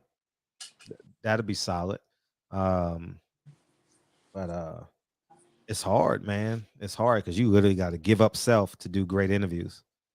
You got to. Oh, I ain't gonna ask that question because I believe in God. Who gives a fuck? I'm not gonna ask that. I'm not gonna interview that person because they don't believe what I believe. That's not a great interview person. You know what I mean? Shit. It's you got to interview the world. So anyhow, man, did you see that picture with Terrence Crawford, Devin Haney at Snack? Mm-hmm. What's your thoughts? That's cool. Mm-hmm. I mean, they both been with Snack for a minute. Mm-hmm. Yeah, they both been with Snack. I still don't trust dude at all. I don't trust him, man. I don't trust him, and I don't want to bring back. I know Bill and I had, or Mr. Haney and I had great conversations, but I don't trust that man at all. I think he's a convict. I don't trust him. I trust him 0%, and I'll get back to it after this. 256. What's up? What's going on, Fred? What up, guy?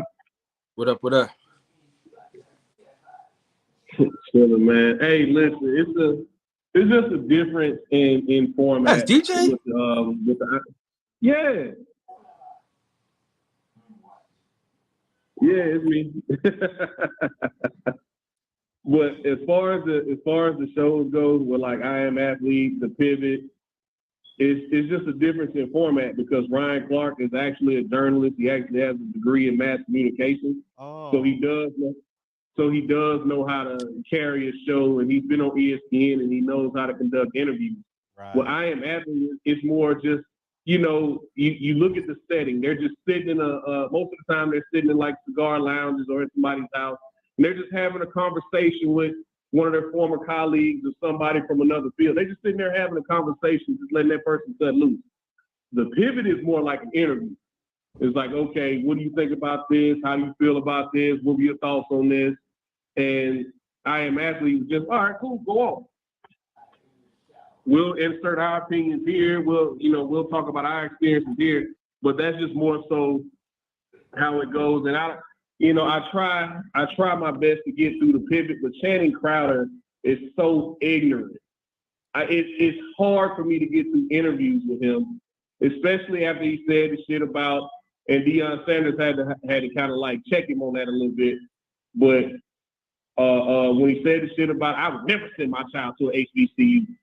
It was like, okay, cool. And just, okay, cool. You feel that way, right? But your reasons as to why is what got me. And, just me being an HBCU alum myself, I took offense to it. You get what I'm saying? So, and even the shit he said about Russell Wilson, bro, like, why the fuck do you care? It's too many dudes out here that care about how Russell Wilson treat his woman or why would she want him? It's too many dudes that care about that shit for me. But it's just, he has a lot of ignorant, backwoods, outdated opinions, and it's hard for me to get through interviews with him. Ryan Clark is definitely carrying the show because Fred Taylor just sitting there chilling most of the time. Like, yo, I made good investments. I'm rich. I'm chilling. I'm a booster at Florida. I'm chilling. I'll insert my opinions here and there, and I'll ask a question here and there. But most of the time, Fred Taylor just chilling. Brandon Marshall, back to I Am Athlete, Brandon Marshall is still half crazy. And Chad Ochocinco just there to have a good time, man. So it's just different formats, and that's why they kind of had to split up a little bit. But anyway, how y'all feeling, man? Everybody all right? No, everything good. Everything's good. And I would agree with you with what's the guy's name? Channing Crowder. Yeah, like those sexuality questions. Like he pretty like me. He got pretty eyes. Like, I don't, like, honestly, we're not here for, like, you got to understand, like the audience ain't here for that. And I wish I could explain, because people think I'll explain it when you get off the phone. But yeah, it's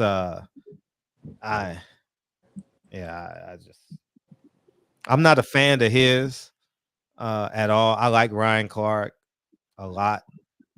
I really enjoy his research. I can tell he's doing research. And I want you to do your research when you interview somebody. I'm tired of, kind of like in boxing. If you're a journalist, your third question better not ever be, so who do you like in this fight? Who do you like in that fight? Nigga, it's a whole person in front of you. How the hell are you asking them about another fight? It's a whole man in front of you. He lived a whole life. You can't think of 7 to 10 questions you don't want to ask this man before the interview break down, and now you're just like, okay, we about to end in 10 minutes. So, like Spence, Crawford, who you got? Or your first question but don't, I always can tell when I watch interviews, especially in boxing, if they done their homework or not, because they always ask questions. So who you think gonna win? You know what I mean? And I'm like, that they weak. So, anyways, yeah,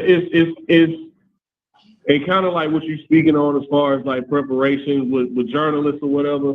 There's an interview out there that James Harrison did when he was in his prime, right?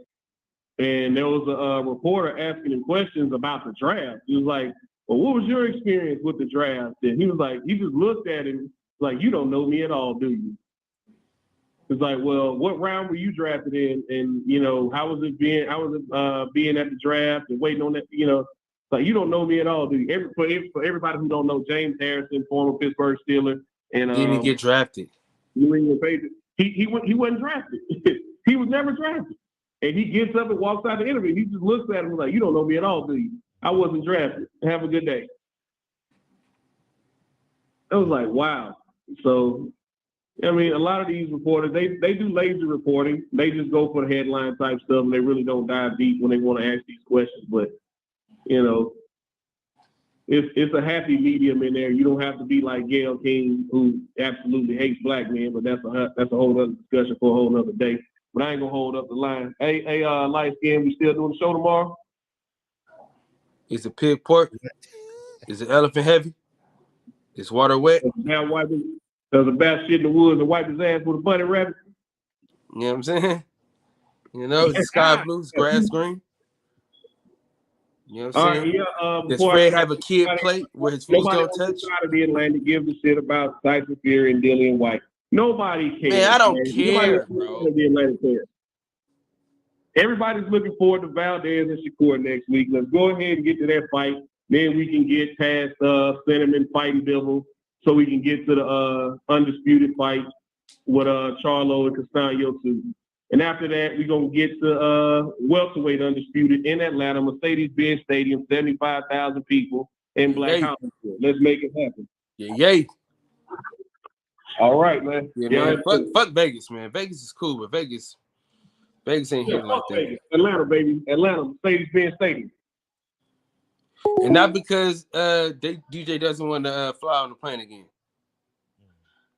Yeah, so I wish them well. I need them to be successful because they have connections to athletes that, you know, you don't know. You know what I mean? Like I need all these athletes that are 321. What an interesting zip code. I mean area code. What's up? What up, Fred? How you feel? I just had a question to ask you, man. I don't understand how now Devin Haney and Kambosos fight. How does the sanctioning fees work? Do both of them have to pay sanctioning fees on the belt? Good question. Ain't the winner?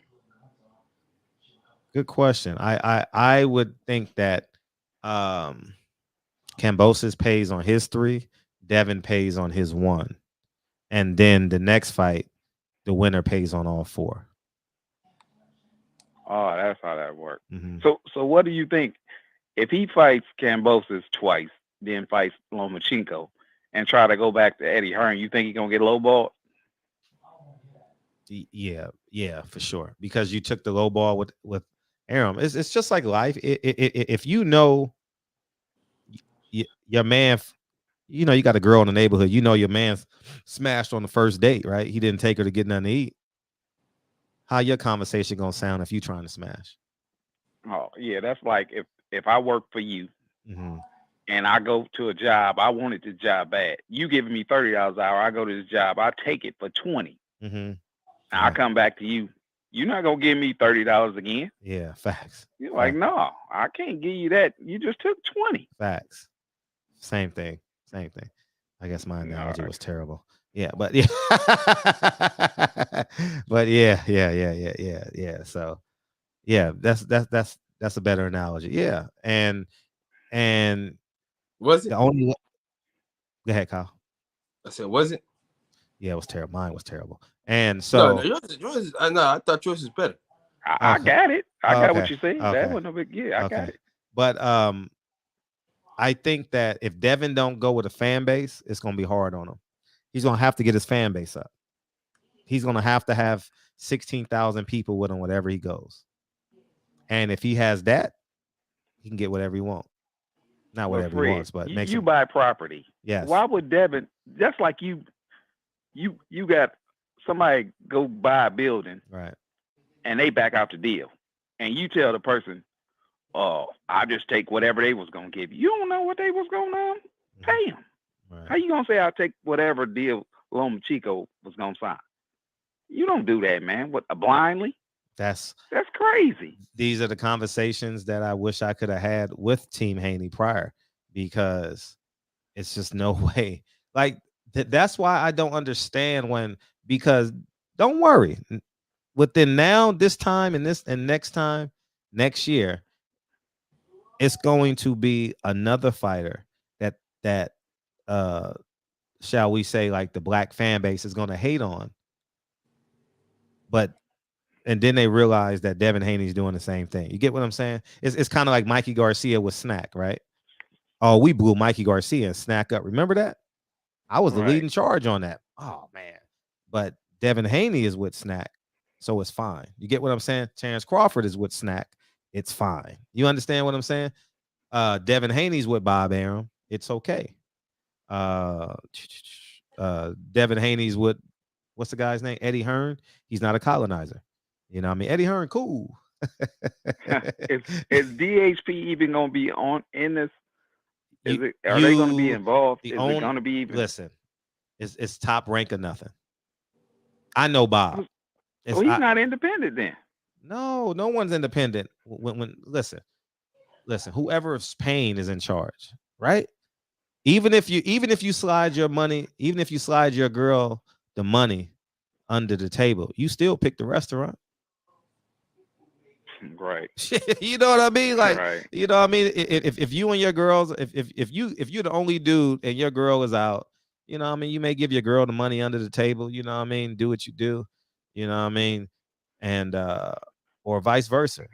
You know, if you low on cash, you know, you forgot your wallet at home, your girl will slide you the money under the table and you pick up the bill if you want to double date or something. You know what I mean?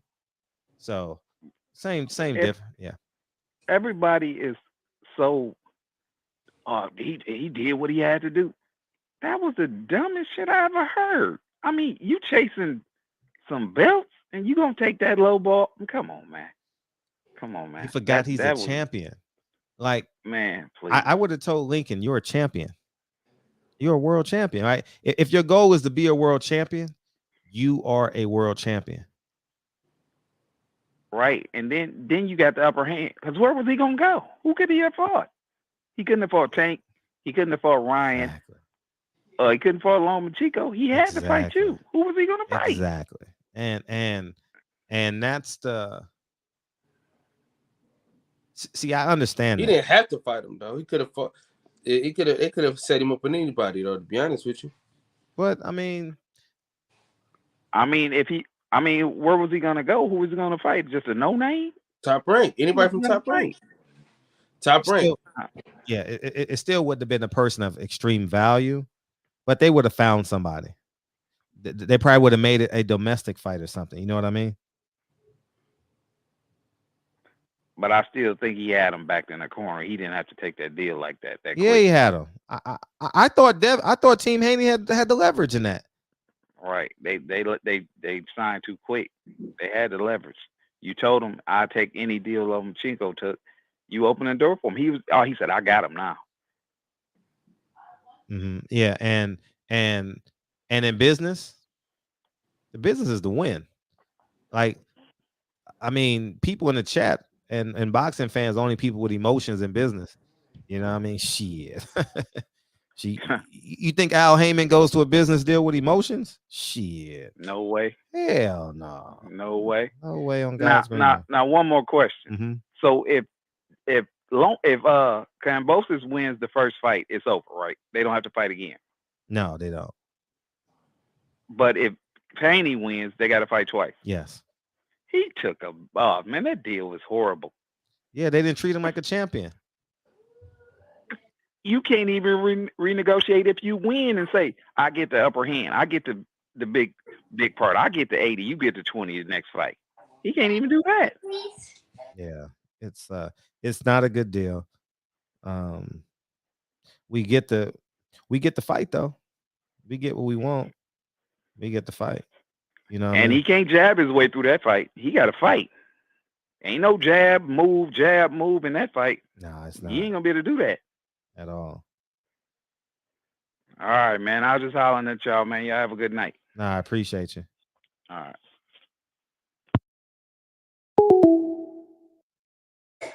Fred, that gate over with, bro. That what? That gate is over with. I got to What figure gate? something else out. What gate? You know, the kitty gate? Oh, yeah. Oh, man. I remember them days. Now, my oldest, you know how to take it off and just let everybody come down now. Mm-hmm. Yeah, yeah, it's over. But I wish them well. I believe they'll beat them. I believe they'll beat Devin Haney. I mean, I believe Devin Haney will beat them by unanimous decision. And you're right. It's gonna be some exchanges in that fight, especially the second half of the fight. I think Devin's gonna have some challenges in that fight. And we'll see. If Devin's on his feet, he wins easy. I mean, not easy, but June 5th, we got to fight. June 5th, we got to fight. And I appreciate it. Yeah, I'll tell you where I got the hoodie, but I got to look at the sweater, the tag. I'm thoroughly excited for this. I'm thoroughly excited. We got a good slate of boxing this week. Not so much. I'm not interested in Tyson Fury and Dillian White at all. We'll talk about it on Sunday, I'm sure. But I'll watch the knockout. I believe Tyson Fury will stop him. Is that the only card this week? I know they're gonna show the replay on Showtime. And then the following week, April 30th. Woo-wee. Shakur Stevenson is back. Bob got out of that one. Hey, Bob said he had C19. Bob, man, I'm surprised nobody caught on to that. I'm the only one that caught on to that. Am I the only person talking about how Bob Arum is faking C19? Man, come on, man. He like, I don't want to be seen next to that man. I'm not working with Tyson Fury after this fight. If you are attached to the Canahans, everything gets seized by America. 657, what's up?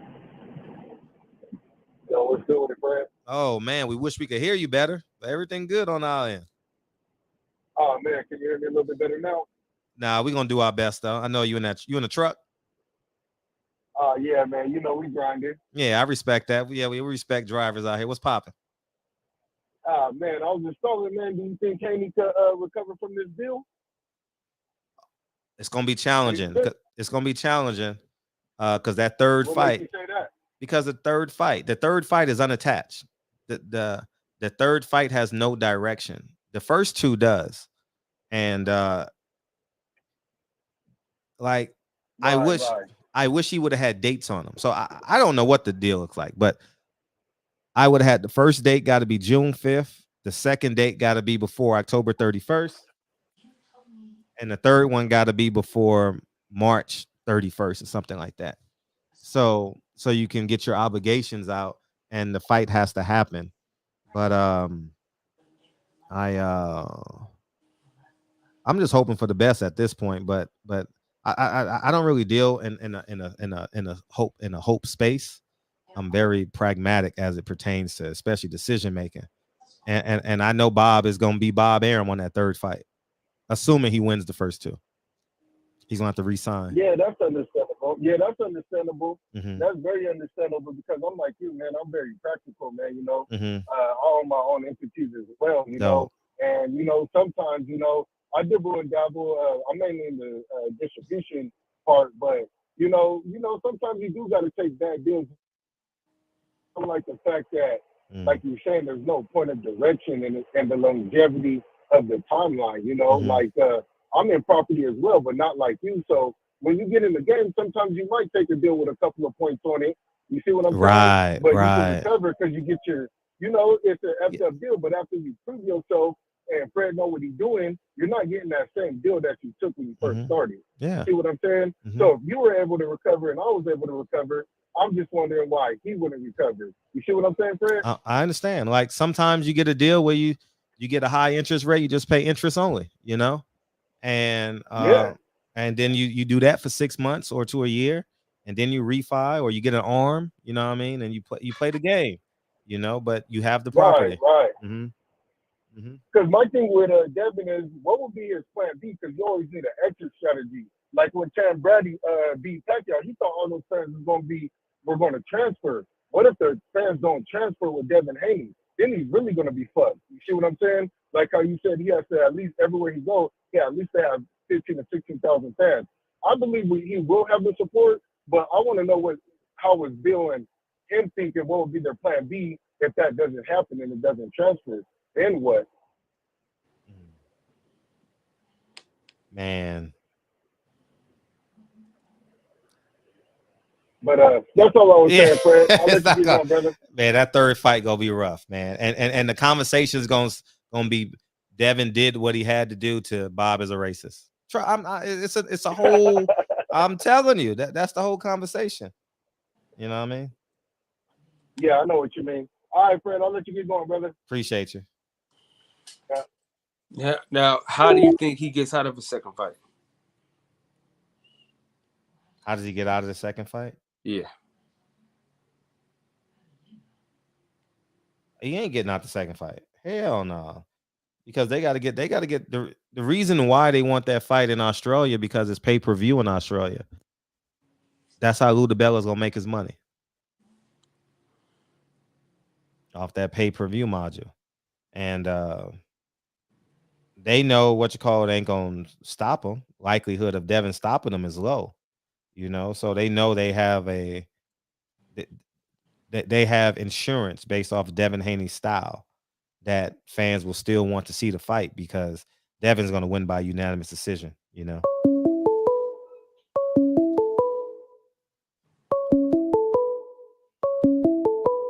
Do you have any doubts about that fight?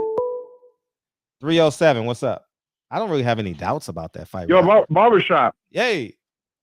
Yo, what are the odds from the scale 1 to 10 or 1 to 5, whatever? Do you think that the Bud Crawford and motherfucking Spence are gonna make this fight happen, including with the factor of that bitch nigga Daniel Kanahan? I think it's highly likely that the fight happens. And what is your thoughts on the outcome? Because I want to put a deposit. I think Spence. I want to front you through. Hold on, listen. Okay. I want to front you through Cash App.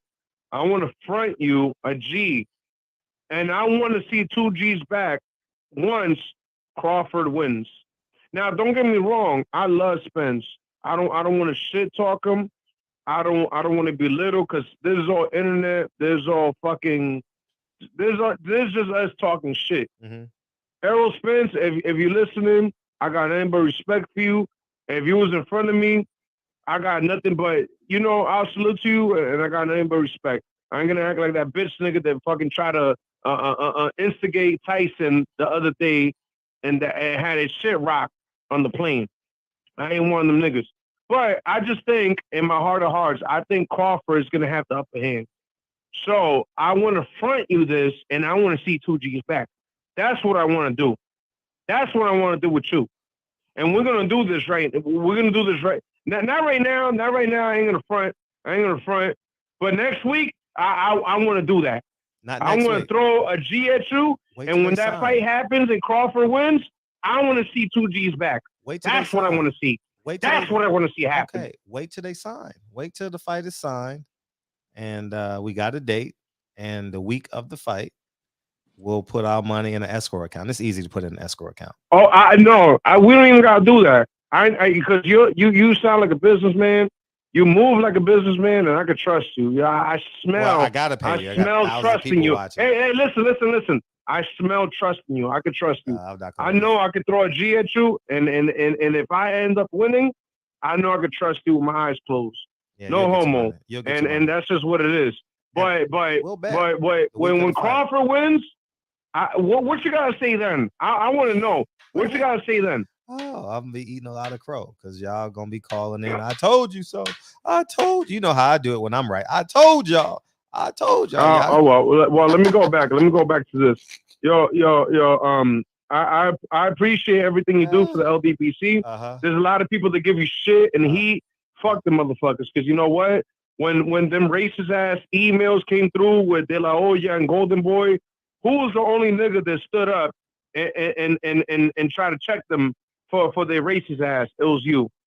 Who was the only nigga that when Wilder had the first fight with Fury, and when it kind of looked sketchy, you went and go check for the ass with Andre Ward. When all the while we was supporting him, it was you.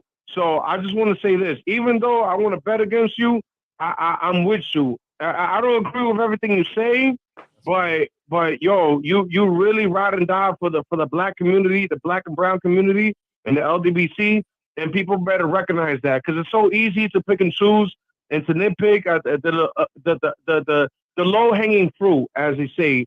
But what about them other things that other promoters, journalists, fighters won't speak about that you do? You know, and I appreciate that. So I just want to let that be known, guys. It's easy to pick on Fred, but where were y'all when Golden Boy was talking shit about Al Haymon with the racist emails and shit? Y'all was nowhere to be found. Nobody went out y'all way to record and put out on Front Street. You know what I'm saying? So with Fred, what I'm trying to say, Fred, you gotta excuse me, I'm drinking. I appreciate what you do for the community. I really do. Thank you, dog. Thank you. No, I appreciate it, because it's easy to pick on you, but yo, it's hard to because it's like a relationship with a woman. It's easy to talk shit about the bitch, but it's kind of hard to remember all the good things that she does for you. You know what I'm saying? Right. You know what I'm saying? And I don't mean to. I'm all over the place. Yeah, I'm gonna just let it go, because I'm all over the place. I'm drunk. Yo, Fred, I love you. I love you. Too, man. I love you. And when that fight is signed, I'm gonna call you and I'm gonna throw a G at you. And once Crawford wins, I'm expecting 2 G's back. You hear me? You hear me? The week of the fight, sure. Week of the fight. Okay. All right. We'll leave it at that. Yeah. All right. Peace. Yeah, I'll bet you 1,000. I got 1,000 on Spence. Not a problem. That's easy. We can do that. Yeah, I'll gladly do that. 1,000 on Spence for sure. No problem. The third fight ain't gonna be Loma. It's not. No, it got to be in the contract.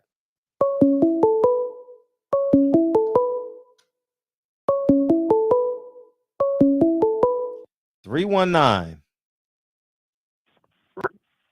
What's up? Hey, how you feel? Man, that man crazy. He ain't gonna have $1,000. He told me, I got cousins, aunties, they been saying that's like, I'm gonna pay you next week. Send this, I got you next week. That bad. No, I called in and asked, who you got with the Charlo and Castano? Ooh, good question. Because I feel like I want Charlo to win, but I watched that interview, like the 14-minute question and answer video, and it just don't seem like he got full confidence in himself. Because he just said, I'm gonna try. I saw on my timeline they had a press conference today. Who's gonna win that fight? Wow, that's a good question. Wow. Whew. I got it. I want to answer it for you right now. Who's going to win?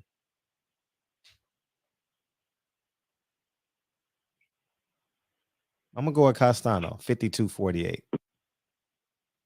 Yeah, that's what I feel like too. I feel like Castano just got that dog in him, but I want Jamel to win. But I don't know. I feel like he caught up in some other stuff. But we'll see. But that's all I wanted to call in. Yeah, I would say Castano, 52-48. Well, what you think? You think it's gonna be a stoppage, or you think it's gonna be 12 rounds?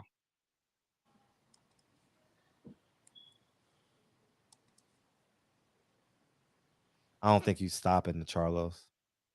You don't think so? Mm-mm. Okay. All right, I'm out of here. I'll just appreciate you. Yeah, for sure. If you think he's gonna beat Jamal Charlo? Yeah, I think so right now. I think so. And this is not me hating. I think he's a little favorite. I think Castano's is the favorite a little bit. I trust Derrick James, bro. As much as we don't like the guy. It's not about like. That's why I took my time and thought about it.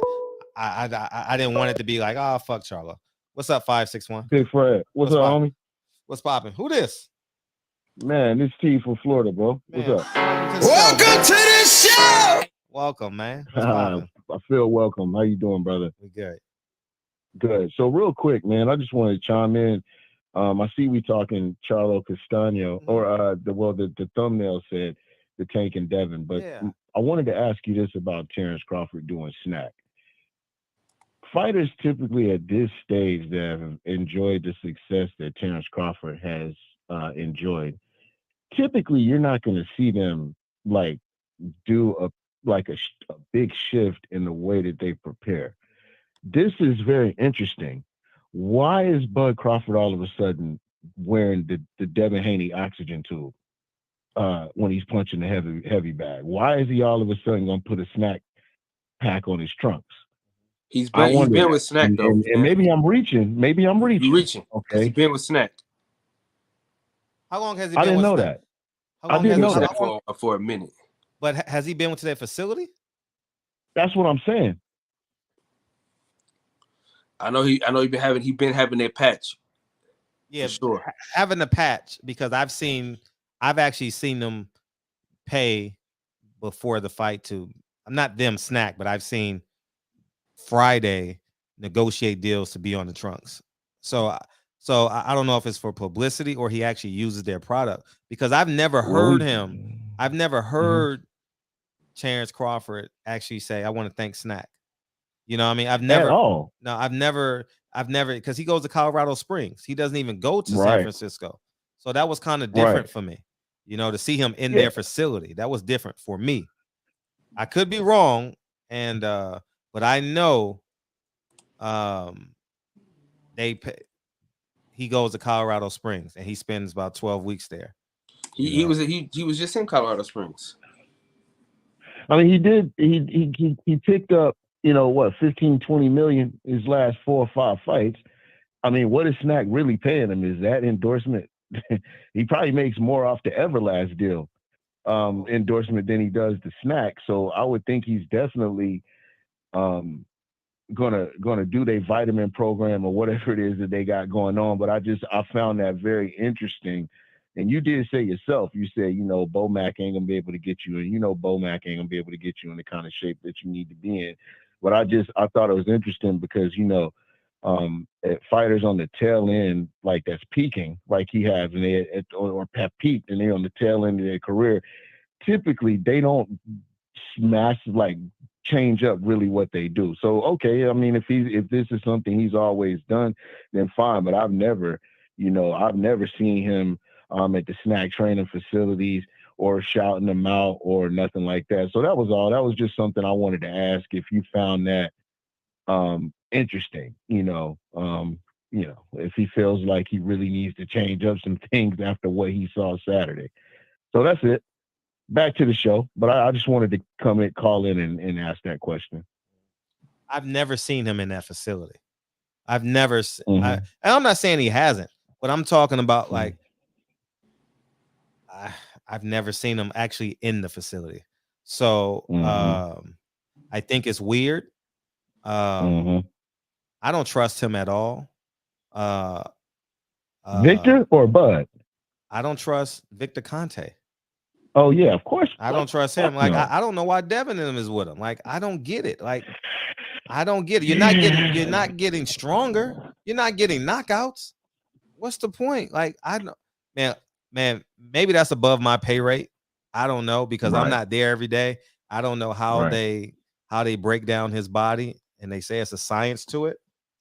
Of course. So I'm gonna digress. And they haven't popped dirty.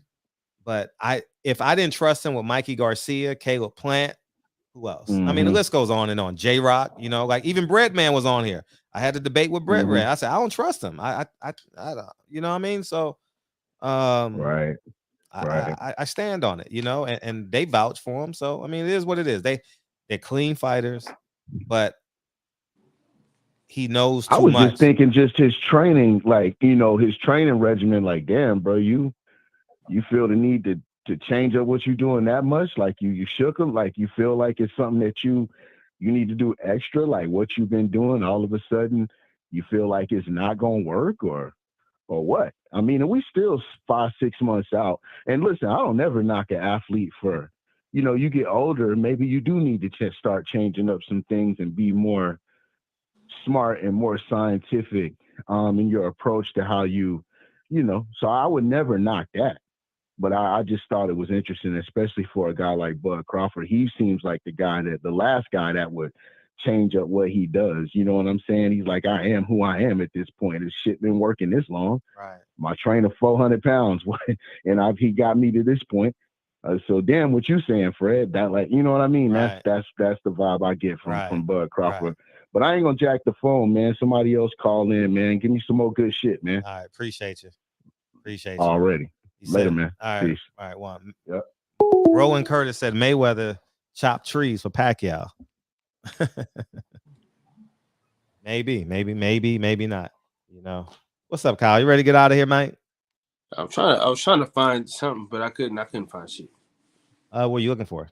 Like pictures of him with the snack shit. Yeah, but I've never seen him at the facility. Yeah. I've seen it on his trunks, but I've never seen him at the facility. Like that's something new for me. But if it's not, it's not. You said the facility's in the city in Frisco? It's in San Carlos. How far is that from you? I don't even know. I'll tell you right now.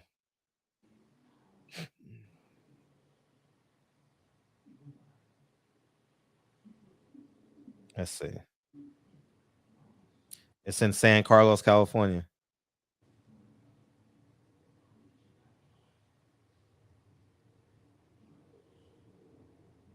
Yeah, so shout out to Kurt. Yeah, Kurt. He was a student of mine. He's up there with Devin and Snack. So I don't know. I just think I think it's weird, but here's the catch. If Terrence Crawford, here's how this fan base is a little bit different, right? If Terrence Crawford had went and Devin Haney wasn't there, then it would have been a big conversation. Trust me. Because he's fighting Earl Spence, right? Oh, you're gonna go train with the drug cheat. You know what I mean? So I'm staying out of it, man. Hey. What? Jordan just texted me. What he say? He said he gonna need all that shit, Kyle. He said he ain't training because shit gonna be easy. Yeah, he gonna need all that shit, man. I just think that he knows the drug protocol. So he knows what to do and what not to do and what's legal, what's illegal. You know what I mean? And I don't know, man. I'm staying out of it, man, because I don't want to. I'm cool. Y'all know how I feel about it. I don't trust the man. It's funny how you trust all these fucking white men.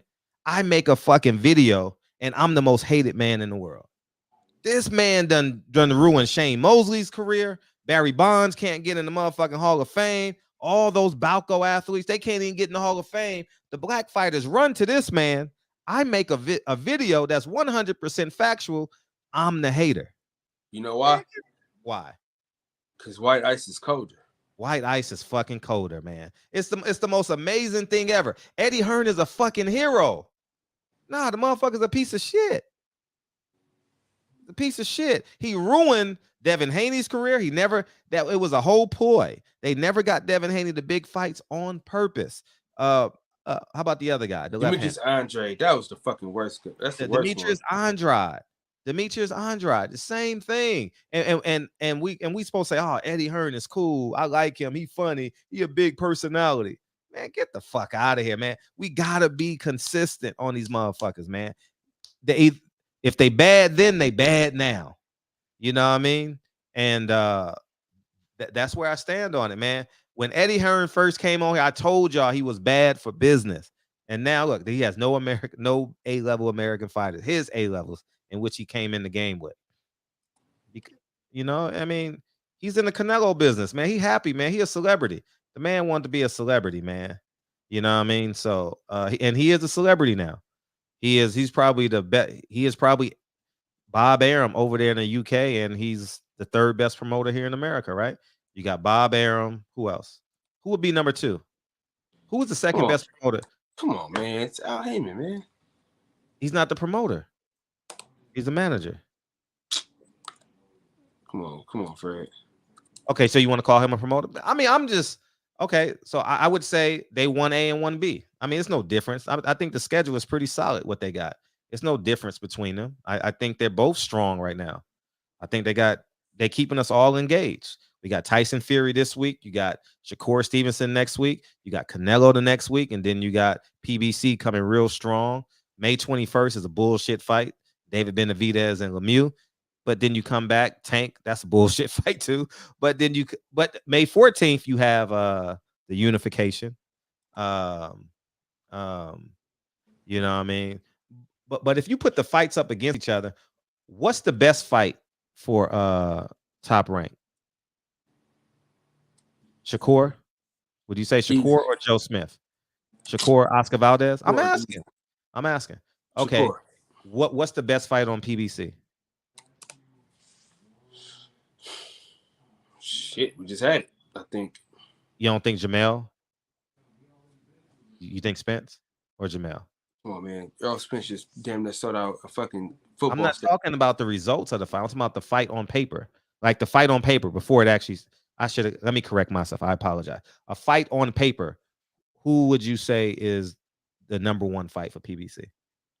Oh shit. You probably said undisputed fight because it's hella fucking close.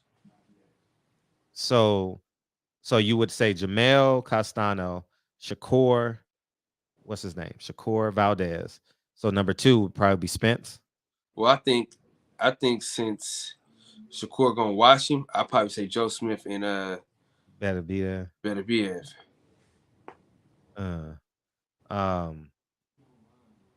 That's gonna be great for TV. I'll tell you that fucking much. It's gonna be a bloody mess. Ooh-wee. But then you got Inoue too. Inoue is fighting. Who's he fighting? Who's he fighting? The old guy. Axel Dub. No, he fighting. Donaire. That's a big fight.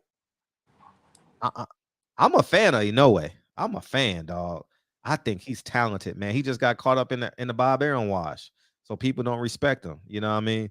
He got caught up in that racial bias loop. But I mean, he don't speak English, so he don't know what the fuck going on. He's a benefactor. I tell you that. He's a benefactor of it, but he's a talented motherfucker. His counter punching is fucking unbelievable. His timing. He come bring that shit to Cool Boy Steph. He getting his ass whooped. Hey, hell yeah, man. He's so small. Cool Boy Steph way too big for him. I like Cool Boy Steph and Roman because Roman is durable. That's a durable fight. He's gonna win 9 rounds to 3 though. I think Benavidez stops him in the 7th round, maybe 6th round. I think Jamal Charlo is a bullshit fight. I think Jamel Charlo is a great fight. I think Shakur Valdez is a great fight. And that's what we have left. But I do think David Benavidez will look good on TV because he's going to beat the shit out of David. Yeah, I don't even know why they even. Hey, when David Lemieux be losing, he be looking like an amateur, dog. Like, oh, man. He looks so amateurish against Triple G. And what's the other guy name? Billy Joe Saunders. Man, he's moving up in weight, 68. Shit, he like, man, give me that 300,000. I could use that. Man, his hair gonna be flying everywhere. That motherfucker hair gonna be. I wanna know when Samson is gonna do the right thing though. Man, ain't no right thing. He gonna do what's best for him. He gonna try to elongate that career as long as he can. We ain't getting that David Benavidez what's the name fight? Jamal. No, Brad 68. He doing a WBA route. Who's that? Caleb Plant? Nah. Andrade? Fuck. David Morrell? Yeah. Oh, you want to see that fight now? I want to see that shit. Mm-hmm. I want to see if David Morrell is the goods. Okay, we know Benavidez. We know he the goods. Yeah, he a bad boy. Yeah. All right, let's get out of here, man. I appreciate y'all coming in here tonight, man. Shout out to Blue Blood, man. He had Derek James on. I'm gonna go back and watch that at some point. I'll be on Blue Bloods tomorrow with Jasmine. We're gonna talk about the movie. We're gonna have a great time. And yeah, I think Plant versus Darrell is coming next. Darrell don't like Plant neither. Plant got to get some power. Plant should spend this 6 months and do 500 push-ups a day. He need to go see Blu-ray. 300 push-ups and 200 pull-ups a day. Imagine Caleb Plant with Blu-ray. I mean, hey, them boys getting swept. Ooh. Denver about to get swept. It's a wrap. Who they playing? Warriors. Oh yeah, come on, man. What do you expect? Is the Warriors number 1 seed? No. Who number 1 seed? Phoenix? Yeah. They in trouble, man. Phoenix lost for 2 weeks, man. I love his game too. You know, that's what I'm saying. You feel bad. Injuries, man. Yeah, injuries play a big role. He was cooking too. He was cooking. He had a hell of a first half. He had 31 in the first half, and then he pulls a hamstring. God damn. That's why when it's time to win, you win. He was cooking niggas. All right, let's get out of here, man. Well, I think my potato chips are at the door. Fred ready to go. I got to talk to my editor. He probably got to talk to his editor. Keep it funny. Next, Fred. Man. I think my potato chips are at the door. My hot, sweet. Oh shit! I got a package at the door. Hopefully. Hey, Mr. Shoot 'em up, bang bang. I want to go to 7-Eleven. In the words of great philosopher DB, Pedro. Yes. Play the song, Fred. I appreciate you, Elvis. Hey, rest in peace, Gigi. Rest in peace to your big homie, man. Rest in peace, man. What's up, Shiny, big homie? What's up, Jordan? How you feel, man? Jordan out there. Appreciate you watching the show. We got to order our shirts tomorrow. Tomorrow is the last day. I need my fucking hoodie, man. I need the hoodie, man. The shirt is cool. I need the hoodie though. Tomorrow is the last day to order those shirts. So make sure you go support Earl. He supported the shop, man. So if you love the shop, man, go support Earl, man. I got to order mine tomorrow. Oh, and shout out to Jordan for the displays at the fight. Displays? Fuck yeah. Because, you know, I've been to a lot of fights where they didn't do the displays the right way. He had a display on the bottom and in the regular and on the regular spot. So when you was on the floor, you can go get your shit, and when you was in the regular seats, you can get some shit. The lines around the fucking corner, Fred. You know what? You got to do a campaign. Hey, for the Crawford fight, Jordan, you got to do a campaign. Team Spence. You got to do a Team Spence campaign where fuck the Gucci, fuck the Louis. Everybody that you should support Earl Spence, you wear Earl Spence. Everyone's rocking this same shirt. Everybody. You know what I mean? You'll get 20,000 people to wear that shirt. Trust me. Guaranteed. If you start it now, once they sign the contract, get that Team Spence. And you know what I mean? You get them all out, man. Because you want Earl, they can drop a sweatsuit right now, and that motherfucker sell out immediately. I want that fucking Letterman jacket bad as hell, man. Yeah. Shout out to Earl. He did a great job promoting the last 2 weeks. And he wore his merchandise a lot of the fights, which was, I mean, that was smart. I saw Tank today. He's still wearing them. He's still wearing them European brands. Someone better tell him. I don't, bro. I went to the fight. He didn't have nothing at the fight to buy. I don't know what they're doing, man. I don't know what they're doing. Well, I don't know, J Doug, Charles Bell, DL, Dre. I don't know, man. I don't know anything 214, man. I appreciate you, man. Judah Israel, man. Where you been, dog? Welcome home, man. Welcome home. People Hernandez is in the building. People Hernandez. Yeah, I appreciate you, Judah Israel, man. It's all love, man. I just talked all over Rob G. Smart. My bad, dog.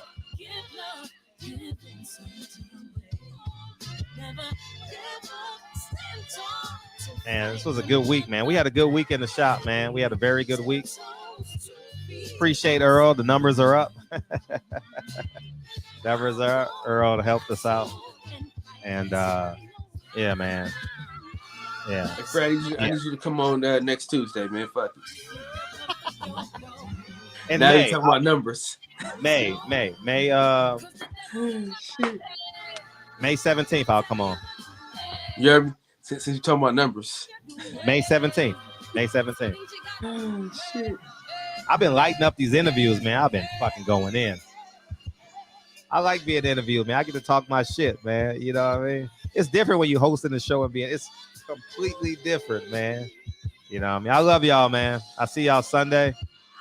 I guess we'll talk about Tyson Fury. I don't know. I'm not watching the fight at all. I'm not even going to stream it.